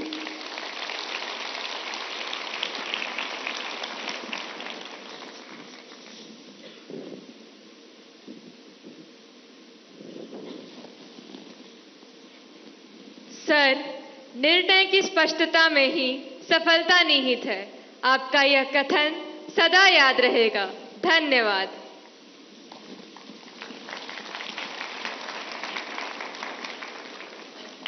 शांत समुद्र तट, चित्रमय गलियां और सांस्कृतिक विभिन्नताओं के लिए प्रसिद्ध नगर पुडुचेरी के गवर्नमेंट हायर सेकेंडरी स्कूल सदरापट की छात्रा दीवश्री हमारे बीच इस सभागार में मौजूद हैं और अपना प्रश्न पूछना चाहती हैं। दीवश्री, कृपया अपना प्रश्न पूछिए। नमस्ते, वणक्कम ऑनरेबल प्राइम मिनिस्टर सर। वणक्कम वणक्कम। My name is Deepasri. I'm coming from Government Higher Secondary School, Sedrapat, Puducherry. My question is, how can we build our trust in parents that we are working hard? Thank you, sir. धन्यवाद दीवश्री। प्रधानमंत्री जी, हम माता पिता को कैसे विश्वास दिलाएं कि हम मेहनत कर रहे हैं, इस विषय पर दीवश्री आपसे मार्गदर्शन चाहती हैं।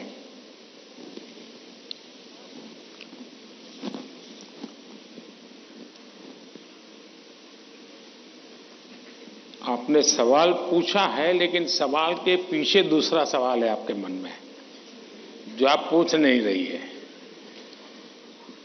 दूसरा सवाल यह है कि पूरे परिवार में मिसट्रस्ट है, ट्रस्ट डेफिसिट है,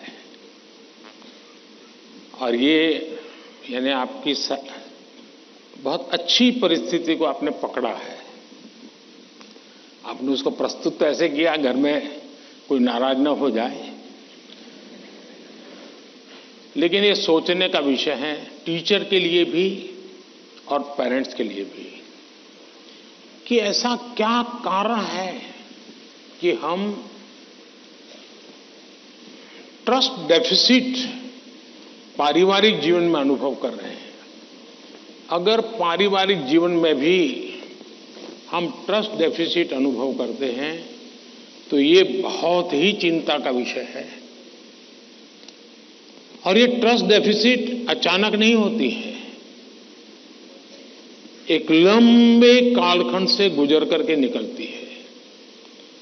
और इसलिए हर पेरेंट्स को, हर टीचर को, हर स्टूडेंट्स को बहुत ही बारीकी से अपने आचरण को एनालाइज करते रहना चाहिए।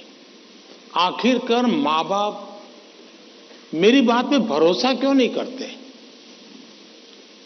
कहीं न कहीं तो ऐसी बातें हुई होगी जिसके कारण उनका ये मन बन गया होगा।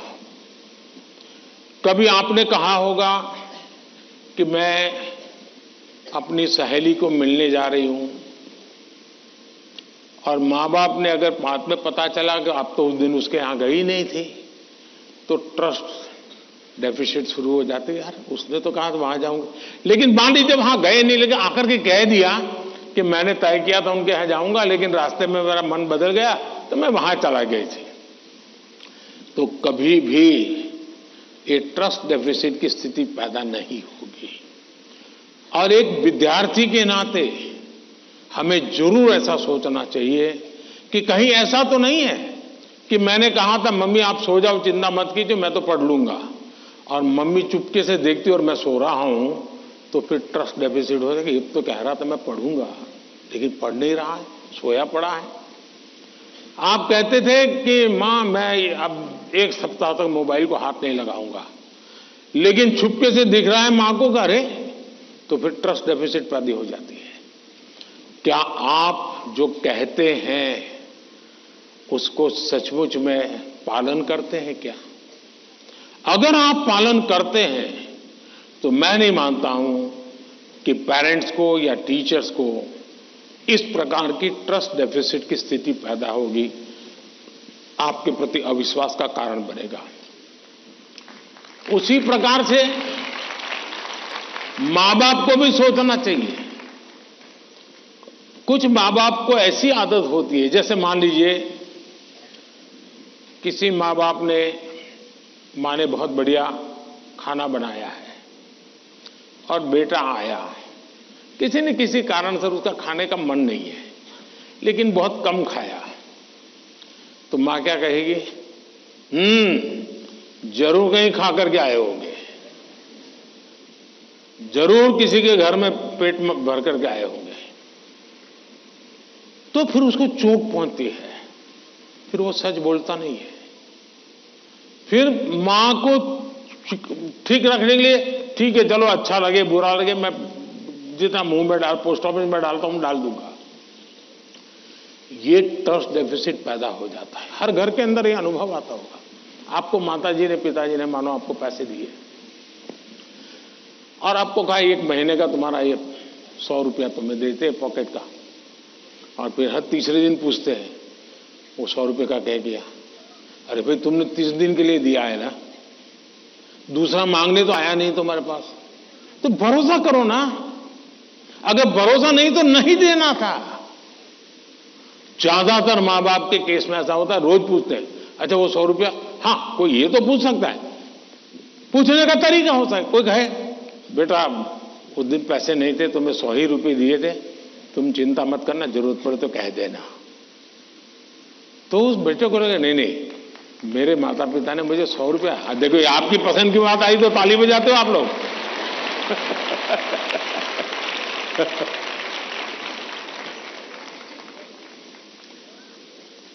अगर वही सवाल ये पूछते 100 का क्या किया, इसके बजाय कह दे, तो बेटा कहेगा ना मां बिल्कुल नहीं, मेरे पास पैसे हैं, सफिशिएंट है। यानी हमारा एक दूसरे के बीच बात करने का तरीका कैसा है, ये चीजें सामान्य जीवन में जो अनुभव आती हैं वो फिर धीरे धीरे एजुकेशन सिस्टम के साथ रोजमर्रा की हमारी अपेक्षाएं होती है, उसके टकराव में कन्वर्ट हो जाती है। फिर कहा मार्क्स क्यों नहीं आए, बस तुम पढ़ते ही होंगे, ध्यान देते ही नहीं होंगे, क्लास में बैठते नहीं होंगे, अपने दोस्तों के साथ गप्पे मारते होंगे, हो सकता है वो पैसे हैं सिनेमा देखने चले गए होंगे, मोबाइल फोन पर रील देखते होंगे। फिर वो कुछ न कुछ कहना शुरू हो जाता है, फिर दूरी बढ़ जाती है। पहले ट्रस्ट खत्म हो जाता है, फिर दूरी बढ़ जाती है, और ये दूरी कभी कभी बच्चों को डिप्रेशन की तरफ धकेल देती है।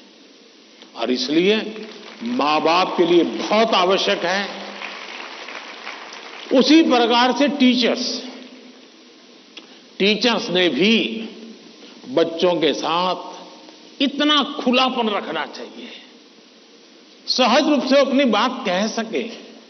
अगर उसको कोई सवाल समझ में नहीं आया तो कोई टीचर हड़का देगा, तुझे कुछ समझ नहीं आने वाला तो बाकियों को विद्यार्थियों का टाइम खराब मत करो, बैठ जाओ। कभी कभी क्या करते हैं टीचर भी, जो 4-5 होनहार बच्चे होते हैं ना, उनको वो बहुत प्रिय लगते हैं, उनसे उनका मन लग जाता है। बाकी क्लास में 20 बच्चे हैं, 30 बच्चे हैं, वो जाने उनका नसीब जाने, ये 2-4 में अपना मन लगा देते हैं, सब चीजें वाहवाही उन्हीं की करते रहते हैं, वही रिजल्ट देकर गए। अब आप उसको कितना आगे ले जा पाते हो तो अलग बात है, लेकिन बाकी जो है वहां से नीचे गिरा देते हैं। और इसलिए कृपा करके आपके लिए सभी स्टूडेंट समान होने चाहिए, सबके साथ इक्वली। हाँ, जो तेज होगा वो अपने आप में से जो अमृत है वो ले लेगा, लेकिन जिसको सबसे ज्यादा जरूरत है उसके प्रति अगर आप सिंपैथेटिक, और उसमें भी मैं मानता हूं उसके गुणों की तारीफ कीजिए। कभी एक बच्चा बिल्कुल वीक है पढ़ने में, लेकिन उसके हैंड राइटिंग अच्छे है, तो उसके सीट पे जाकर के, अरे यार क्या बढ़िया लिखते हो तुम, कितने हैंड राइटिंग तुम्हारे अच्छे हैं, क्या स्मार्टनेस है तुम्हारी। कभी ऐसा एक डल विद्यार्थी है, अरे यार तेरा कपड़ा बहुत शर्ट बहुत अच्छा है, उसके अंदर कॉन्फिडेंस बिल्डअप होगा, वो आपके साथ खुलने लग जाएगा, वो आपसे बातें करने लगेगा कि ये साहब के प्रति मेरे प्रति उनका ध्यान है। अगर ये सहज वातावरण बन जाएगा तो मैं नहीं मानता हूं कि, लेकिन ये विद्यार्थियों का भी उतना ही दायित्व है। हमें आत्मचिंतन करना चाहिए कि मेरी ऐसी कौन सी बातें थी जिसने मेरे घर के लोगों का मुझ पर से भरोसा उठ गया। ये किसी भी हालत में हमारे आचरण से हमारे परिवार के, हमारे टीचर का हम पे भरोसा उठना नहीं चाहिए। हमसे कुछ नहीं हुआ तो कहना चाहिए। दूसरा, मुझे लगता है कि परिवार में एक प्रयोग कर सकते हैं। मान लीजिए आपका बेटे या बेटी के 5 दोस्त हैं, तय कीजिए कि महीने में एक बार 2 घंटे वो 5 परिवार किसी एक परिवार में एकत्र होंगे, दूसरे महीने दूसरे परिवार में, बिल्कुल गेट टुगेदर करेंगे। और उसमें बच्चे बूढ़े सम हो गए, ऐसा नहीं कि 2 लोगों को घर छोड़ के आ जाएंगे। 80 साल के माँ बाप भी अगर फिजिकली फिट है आ सकते हैं, उनको भी लेके आइए। और फिर तय कीजिए कि आज वो तो 3 नंबर का दोस्त है, उसकी माता जी एक कोई पॉजिटिव बुक पढ़ करके उसकी कथा सुनाएगी। अगले बार तय किए जो 4 नंबर का दोस्त है, उसके पिताजी एक कोई पॉजिटिव मूवी देखा होगा तो उसकी कथा सुनाएंगे।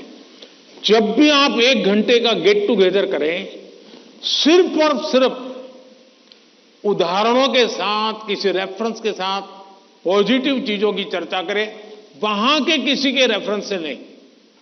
आप देख लेना, धीरे धीरे वो पॉजिटिविटी पर्कुलेट होगी। और यही पॉजिटिविटी सिर्फ आपके बच्चों के प्रति नहीं, अंदर अंदर भी ऐसा ट्रस्ट का वातावरण बना देगी कि आप सब एक इकाई बन जाएंगे, एक दूसरे के मददगार बन जाएंगे। और मैं मानता हूं ऐसे कुछ प्रयोग करते रहना चाहिए। धन्यवाद।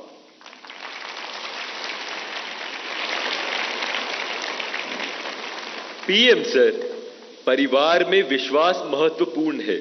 आपका यह संदेश हमारे घरों में खुशियां लाएगा। धन्यवाद पीएम सर। छत्रपति शिवाजी महाराज और समाज सुधारक महात्मा ज्योतिबा फूले की जन्मस्थली महाराष्ट्र की पुण्य नगरी पुणे से एक अभिभावक श्री चंद्रेश जैन जी इस कार्यक्रम से ऑनलाइन जुड़ रहे हैं और प्रधानमंत्री जी आपसे प्रश्न पूछना चाहते हैं। चंद्रेश जी, कृपया अपना प्रश्न पूछिए। माननीय प्रधानमंत्री जी, आपको मेरा सादर प्रणाम। मेरा नाम चंद्रेश जैन है, मैं एक अभिभावक हूं। मेरा आपसे एक प्रश्न है, क्या आपको नहीं लगता है आजकल के बच्चों ने अपने दिमाग का इस्तेमाल करना बंद कर दिया है? वे तकनीक पे अधिक निर्भर रहने लगे हैं क्योंकि सब कुछ उंगलियों पे उपलब्ध है। कोई इस युवा पीढ़ी को कैसे जागरूक कर सकता है कि वे प्रौद्योगिकी के स्वामी बनने चाहिए, उसका गुलाम नहीं?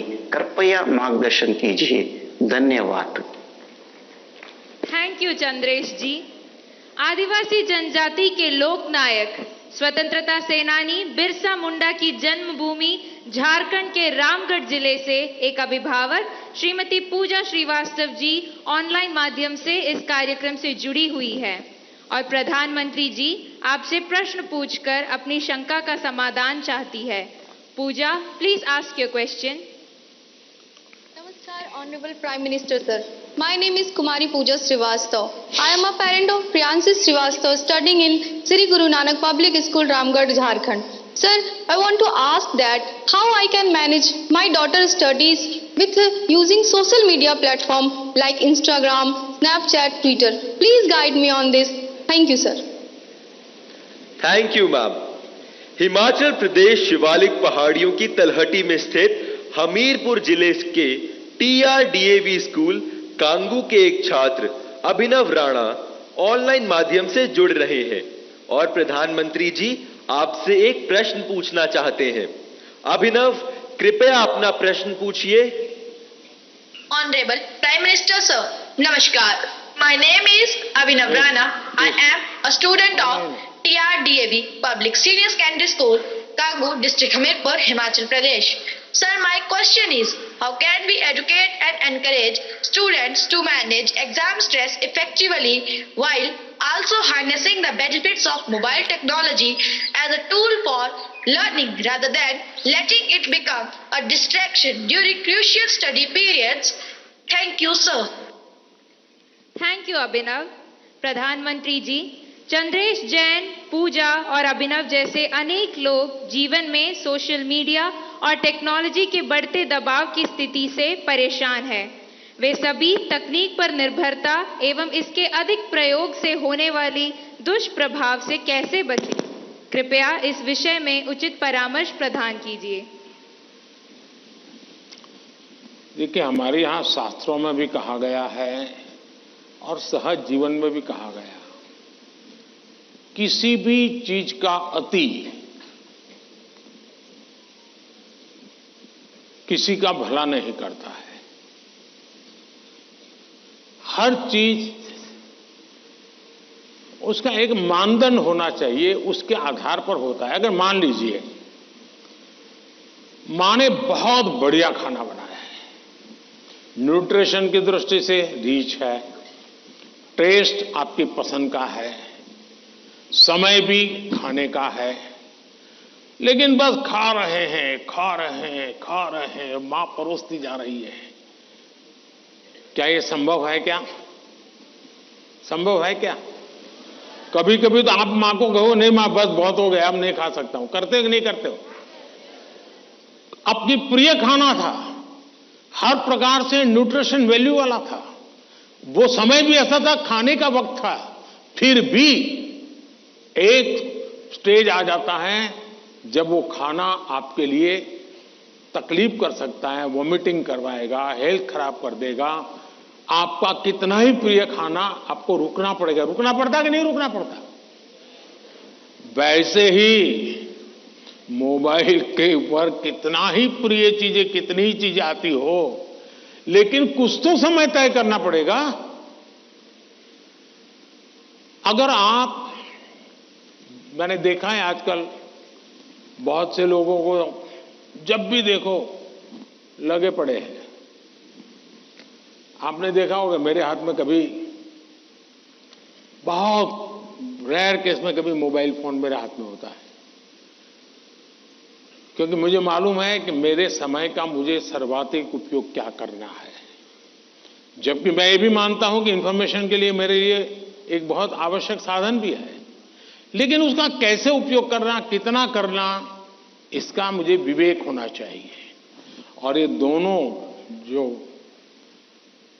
पेरेंट्स की चिंता है वो इन दो की नहीं है, हर पेरेंट्स की चिंता है। शायद ही कोई अपवाद होगा। जो माँ बाप खुद भी दिन भर मोबाइल में अटके रहते होंगे ना, वो भी चाहते होंगे कि बेटा इससे बचे।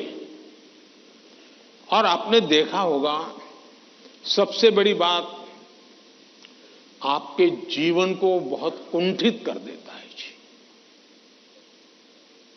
अगर आप परिवार में देखोगे तो घर के 4 लोग 4 कोने में बैठे हैं और एक दूसरे को मैसेज फॉरवर्ड करते हैं, उठ करके मोबाइल नहीं दिखाते कि देख मैंने ये आया तुम देखो। क्यों? सीक्रेसी। ये इसके कारण एक बहुत बड़ा अविश्वास पैदा करने में ये भी एक साधन बन गया आजकल।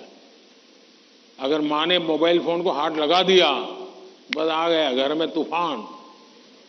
तुम कौन होती है मेरे मोबाइल को हाथ लगाने वाली? यही हो जाता है।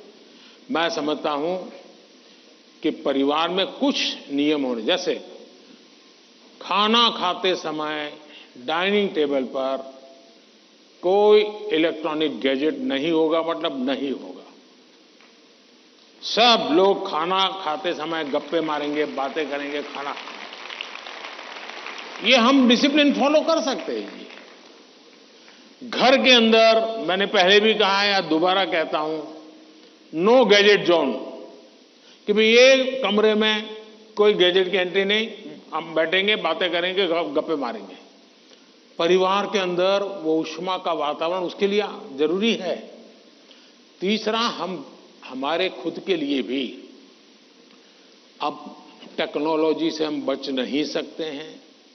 टेक्नोलॉजी को बोझ नहीं मानना चाहिए, टेक्नोलॉजी से दूर भागना नहीं चाहिए, लेकिन उसका सही उपयोग सीखना उतना ही अनिवार्य है।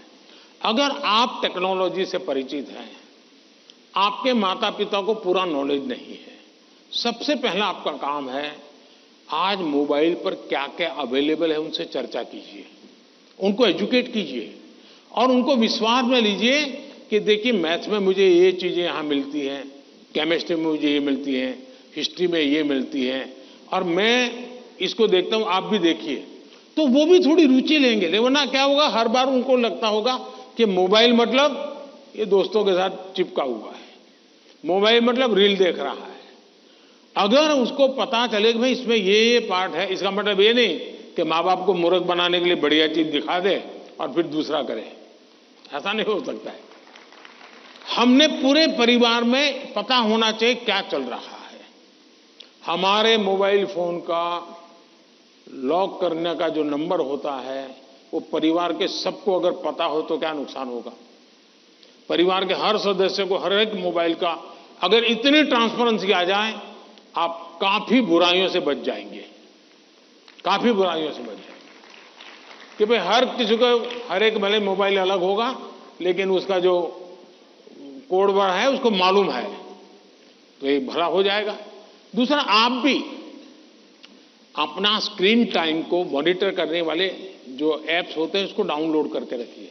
वो बताएगा भाई आपका स्क्रीन टाइम आज इतना हो गया, आपने यहाँ इतना टाइम गंवाया है, आपने इतना टाइम, वो आप स्क्रीन पर ही आपको मैसेज देता है, वो आपको अलर्ट देता है। जितने ज्यादा ऐसे अलर्ट के टूल्स हैं, हमने अपने गैजेट्स के साथ जोड़ के रखना चाहिए ताकि हमें भी पता चले, हाँ यार ज्यादा हो गया, अब मुझे रुकना चाहिए। कम से कम वो हमें अलर्ट करता है। एट द सेम टाइम उसकी पॉजिटिव उपयोग कैसे कर सकते हैं। अगर मान लीजिए मैं कुछ लिख रहा हूं, लेकिन मुझे एक अच्छा शब्द मिल नहीं रहा है, तो मैं डिक्शनरी की मुझे जरूरत है, मैं डिजिटल व्यवस्था का उपयोग करके उसका लाभ ले सकता हूं। मान लीजिए कि मैं कर रहा हूं और मुझे कोई अरिथमेटिक का सूत्र ध्यान नहीं आता है, चलिए मैंने डिजिटल चीज का सपोर्ट सिस्टम ले लिया, पूछ लिया उसको, क्या हुआ, फायदा होगा। लेकिन अगर मैं जानता ही नहीं हूं कि मेरे मोबाइल में क्या ताकत है, तो मैं क्या उपयोग करूंगा। और इसलिए मुझे तो लगता है कि कभी कभी क्लासरूम में भी मोबाइल के पॉजिटिव पहलू क्या क्या है, पॉजिटिवली उपयोग आने वाली कौन सी चीजें हैं, कभी 10-15 मिनट क्लासरूम में चर्चा करनी चाहिए। कोई स्टूडेंट अपने अनुभव बताएगा कि मैंने उस वेबसाइट को देखा, हमारे स्टूडेंट्स के लिए अच्छी वेबसाइट है, मैंने उस वेबसाइट को देखा, फलाने सब्जेक्ट के लिए वहां अच्छी लर्निंग मिलती है, अच्छे लेसन्स मिलते हैं। मान लीजिए टूर जा रही है कहीं पर, टूर प्रोग्राम हमारे पास है और बच्चे जा रहे हैं कि चलो भाई हम जैसलमेर जा रहे हैं, सबको कहा जाए जरा ऑनलाइन जाओ भाई, जैसलमेर का पूरा प्रोजेक्ट रिपोर्ट बनाओ, तो उसका पॉजिटिव उपयोग करने की आदत डालनी चाहिए। उसको लगना चाहिए कि तुम्हारी मदद में बहुत सी सारी व्यवस्थाएं उपलब्ध हैं, तुम इसका उपयोग करो। जितना ज्यादा सकारात्मकता से आप उपयोग करोगे उतना आपको लाभ होगा। और मेरा आग्रह रहेगा कि हमने उससे दूर भी नहीं भागना है, लेकिन हमने हर चीज का विवेक से और पूरे परिवार में ट्रांसपेरेंसी से, जितनी ज्यादा ट्रांसपेरेंसी आएगी, ऐसे छुप छुप करके देखना पड़े तो मतलब कुछ गड़बड़ है। जितनी ट्रांसपेरेंसी आएगी उतना लाभ ज्यादा होगा। बहुत बहुत धन्यवाद।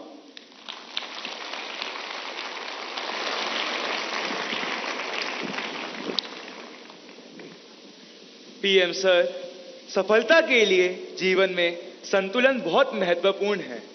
यह मंत्र हमें सही राह पर अग्रसर करेगा। धन्यवाद। महाकवि सुब्रमण्यम भारती की जन्मभूमि तमिलनाडु की राजधानी चेन्नई के मॉडर्न सीनियर सेकेंडरी स्कूल के छात्र एम वागेश ऑनलाइन माध्यम से जुड़े हैं और प्रधानमंत्री जी आपसे प्रश्न पूछना चाहते हैं। M Vagesh, please ask your question. Honorable Prime Minister Sir, Namaste. My name is M. Vagesh. I am student of Modern Senior Secondary School, Nanganallur, Chennai. My question is, how do you handle stress and pressure in the super strong position as a Prime Minister? What is your key factor of controlling stress? Thank you. आप भी बनना चाहते हैं क्या? तैयारी कर रहे हो क्या? धन्यवाद एम वागेश। आज की इस परिचर्चा का अंतिम प्रश्न देवभूमि उत्तराखंड, जो अपनी प्राकृतिक सुषमा के लिए प्रसिद्ध है, उधम सिंह नगर स्थित डायनेस्टी मॉडर्न गुरुकुल एकेडमी की छात्रा स्नेहा त्यागी ऑनलाइन माध्यम से जुड़ी हैं और प्रधानमंत्री जी से प्रश्न पूछना चाहती हैं। स्नेहा, कृपया अपना प्रश्न पूछिए। दिव्य है, अतुल्य है, अदम्य साहस का परिचय है आप। युगों युगों के निर्माता, अद्भुत भारत का भविष्य है आप। देवभूमि उत्तराखंड से आदरणीय प्रधानमंत्री मोदी जी को मेरा चरण स्पर्श प्रणाम। मेरा नाम स्नेहा त्यागी है। मैं डायनेस्टी मॉडर्न गुरुकुल अकादमी सिंकी फार्म खटीमा उधम सिंह नगर की कक्षा 7 की छात्रा हूँ। आदरणीय प्रधानमंत्री जी से मेरा प्रश्न है कि हम आपकी तरह सकारात्मक कैसे हो सकते हैं। धन्यवाद श्रीमान। थैंक्स स्नेहा। प्रधानमंत्री जी, आप अपने बिजी लाइफ में प्रेशर को कैसे हैंडल करते हैं और इतना प्रेशर होने पर भी हमेशा सकारात्मक कैसे रह पाते हैं? आप यह सब कैसे कर पाते हैं? कृपया अपनी सकारात्मक ऊर्जा का रहस्य हमसे साझा करें। प्रधानमंत्री जी।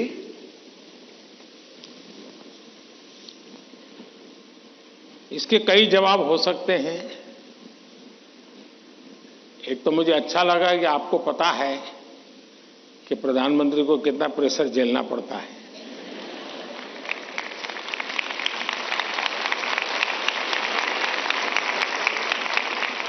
वरना आपको तो लगता होगा हवाई जहाज है, हेलीकॉप्टर है, उनको क्या है, यहां से यहां जाना है, यही करना है। लेकिन आपको पता है कि भांति भांति के सुबह शाम, दरअसल हरेक के जीवन में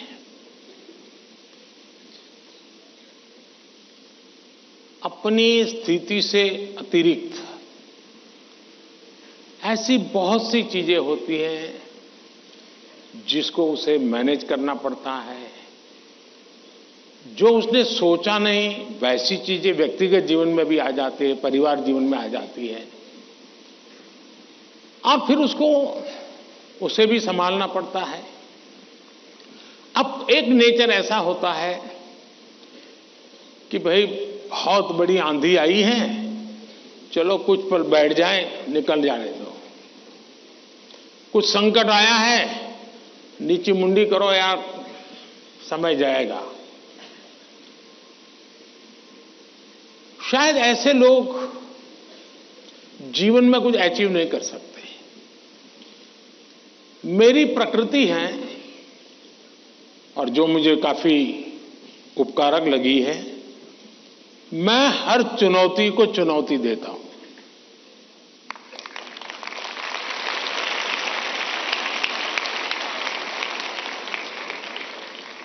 चुनौती जाएगी, स्थितियां सुधर जाएगी, इसकी प्रतीक्षा करते हुए मैं सोया नहीं रहता और उसके कारण मुझे नया नया सीखने को मिलता है। हर परिस्थिति को हैंडल करने का नया तरीका, नए प्रयोग, नई स्ट्रेटजी, ये इवॉल्व करने का सहज मेरी विधा, मेरा अपना विकास होता जाता है। दूसरा, मेरे भीतर एक बहुत बड़ा कॉन्फिडेंस है। मैं हमेशा मानता हूं कि कुछ भी है, 140 करोड़ देशवासी मेरे साथ हैं।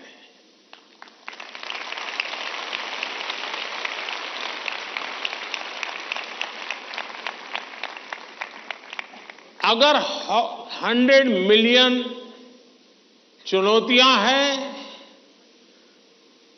तो बिलियंस ऑफ बिलियन समाधान भी है। मुझे कभी नहीं लगता है कि मैं अकेला हूं, मुझे कभी नहीं लगता है कि मुझे करना है। मुझे हमेशा पता होता है मेरा देश सामर्थ्यवान है, मेरे देश के लोग सामर्थ्यवान है, मेरे देश के लोगों का मस्तिष्क सामर्थ्यवान है। हम हर चुनौती को पार कर जाएंगे। ये मूलभूत मेरे भीतर मेरा सोचने का पिंड है और इसके कारण मुझे कभी नहीं लगता यार मुझ पर आया क्या करूंगा। मुझे लगता है नहीं, 140 करोड़ लोग हैं, संभल जाएंगे, ठीक है, आगे मुझे रहना पड़ेगा और गलत हुआ तो गाली मुझे खानी पड़ेगी, लेकिन मेरे देश का सामर्थ्य, और इसलिए मैं अपनी शक्ति देश के सामर्थ्य को बढ़ाने में लगा रहा हूं। और जितना ज्यादा मैं मेरे देशवासियों का सामर्थ्य बढ़ाता जाऊंगा, चुनौतियों को चुनौती देने की ताकत हमारी और बढ़ती जाएगी।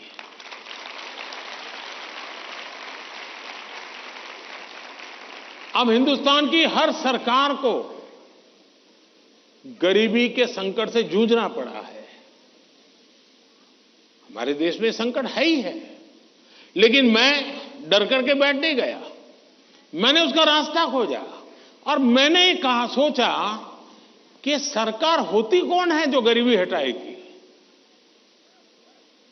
गरीबी तो तब हटेगी जब मेरा हर गरीब तय करेगा कि अब मुझे गरीबी को परास्त करना है।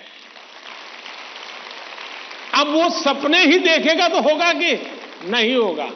तो मेरी जिम्मेवारी बनती है कि मैं उसके सपने को पूरा करने के लिए सामर्थ्यवान बनाऊं, उसको पक्का घर दे दूं, उसको टॉयलेट दे दूं, उसको शिक्षा की व्यवस्था दे दूं, उसको आयुष्मान योजना का लाभ दे दूं, उसके घर से नल पहुंचा दूं। अगर मैं ये चीजों से जो उसको रोजमर्रा की जिंदगी से उसको जूझना पड़ता है, अगर मैं उससे उसको मुक्ति दिला देता हूं, उसको एम्पावर करता जाता हूं, तो वो भी मानेगा अब गरीबी गई, अब मैं उसको मारूंगा। और आप देखिए, इस मेरे 10 साल के कार्यकाल में देश में 25 करोड़ लोग गरीबी से बाहर आए हैं। अब यही चीज और लोग भी तो जैसे बिताया, मैं भी बिता देता। और इसलिए मेरी कोशिश रहती है कि हम देश की शक्ति पर, देश के संसाधनों पर भरोसा करें।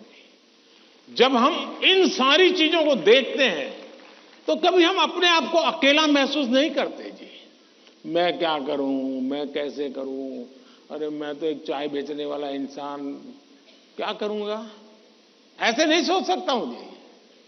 मुझे पूरा भरोसा होना चाहिए। और इसलिए पहली बात है कि आप जिनके लिए कर रहे हैं उन पर आपका अपार भरोसा।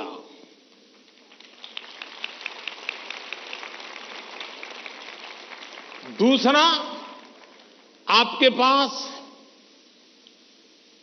निरक्षीर का विवेक चाहिए। कौन सा सही है, कौन सा गलत है, कौन सा आज जरूरी है, कौन सा अभी नहीं, बाद में देखेंगे। आप प्रायोरिटी तय करने का सामर्थ्य चाहिए। वो अनुभव से आता है, हर चीज को एनालाइज करने से आता है। मैं दूसरा प्रयास ये करता हूं। तीसरा, मैं गलती भी हो जाए तो ये मान के चलता हूं कि ये मेरे लिए लेसन है। मैं इसको निराशा का कारण नहीं मानता हूं। अब आप देखिए, कोविड का संकट कितना भयंकर था। मामूली चुनौती थी क्या? पूरी दुनिया फंसी पड़ी थी।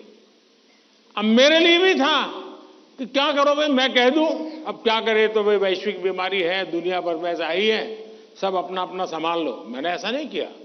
रोज टीवी पे आया, रोज देशवासियों से बात की, कभी ताली बजाने के लिए कहा, कभी थाली बजाने के लिए कहा, कभी दिया जलाने के लिए कहा। वो एक्ट कोरोना को खत्म नहीं करता है, लेकिन वो एक्ट कोरोना के खिलाफ लड़ाई लड़ने की एक सामूहिक शक्ति को जन्म देता है। सामूहिक शक्ति को उभारना। अब देखिए, पहले भी खेल के मैदान में हमारे लोग जाते थे, कभी कोई जीत के आता था, कोई जीत के नहीं आता था। जाने वाले को पूछता नहीं था, आने वाले को पूछता नहीं था। मैंने कहा भले 3 मेडल के जीतते आएंगे, लेकिन मैं उसके ढोल पीटूंगा। तो धीरे धीरे करके 107 मेडल लेने का सामर्थ्य उन्हीं बच्चों में से निकला। सामर्थ्य तो था। सही दिशा, सही रणनीति, सही नेतृत्व परिणाम लाता है। जिसके पास सामर्थ्य है, उसका सही उपयोग करना चाहिए। और मेरा तो गवर्नेंस का एक सिद्धांत रहा है कि अच्छी सरकार चलाने के लिए, इन समस्याओं के समाधान के लिए भी आपको नीचे से ऊपर की तरफ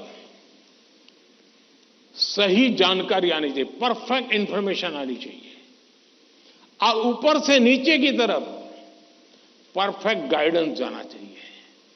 अगर ये 2 वे चैनल परफेक्ट रही, उसका कम्युनिकेशन, उसकी व्यवस्थाएं, उसके प्रोटोकॉल उसको ठीक से किया, तो आप चीजों को संभाल सकते हैं। कोरोना एक बहुत बड़ा उदाहरण है। और इसलिए मैं मानता हूं कि हम निराश होने का कोई कारण ही नहीं होता है जीवन में। और अगर एक बार मन में तय कर लिया कि निराश होना ही नहीं है, तो फिर सिवाय पॉजिटिविटी कुछ आता ही नहीं है। और मेरे यहां निराशा के सारे दरवाजे बंद है। कोई कोना भी, एक छोटी खिड़की भी मैंने खुली नहीं रखी है कि निराशा वहां से घुस जाए।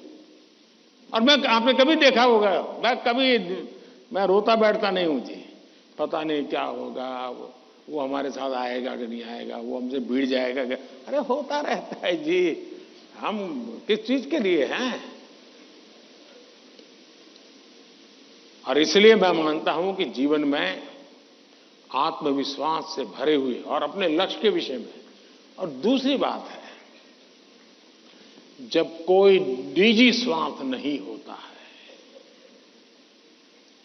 खुद के लिए कुछ करना तय होता है, तो निर्णयों में कभी भी दुविधा पैदा नहीं होती है। और वो एक बहुत बड़ी अमानत मेरे पास है। मेरा क्या, मुझे क्या, इससे मेरा कोई लेना देना नहीं है। सिर्फ और सिर्फ देश के लिए करना और आपके लिए करना, ताकि आपके माता पिता को जिन मुसीबतों से गुजरना पड़ा, मैं नहीं चाहता हूं कि उन मुसीबतों से आपको गुजरना पड़े।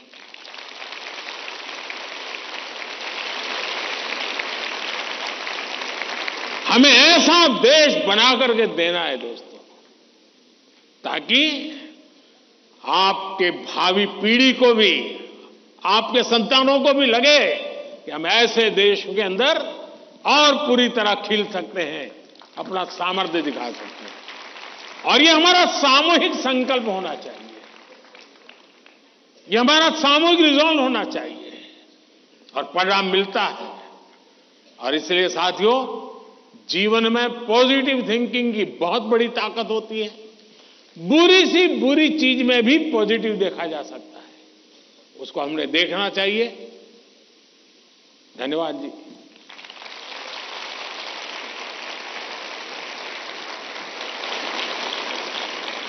पीएम सर, आपने अत्यंत सरलता और सरसता से हमारे सभी प्रश्नों का समाधान कर दिया।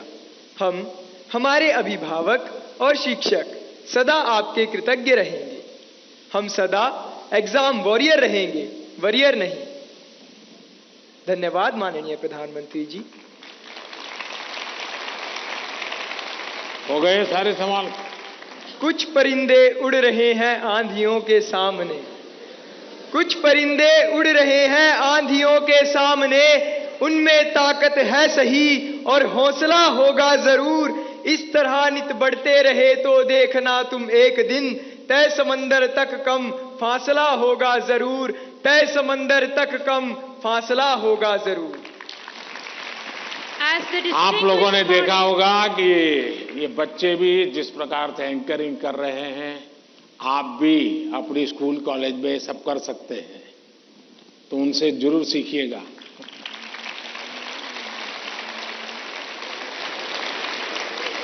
As the distinguished morning of Pariksha Pe Charcha 2024 concludes, we extend our sincere gratitude to Honorable Prime Minister Shri Narendra Modi ji for his wise counsel and inspirational touch.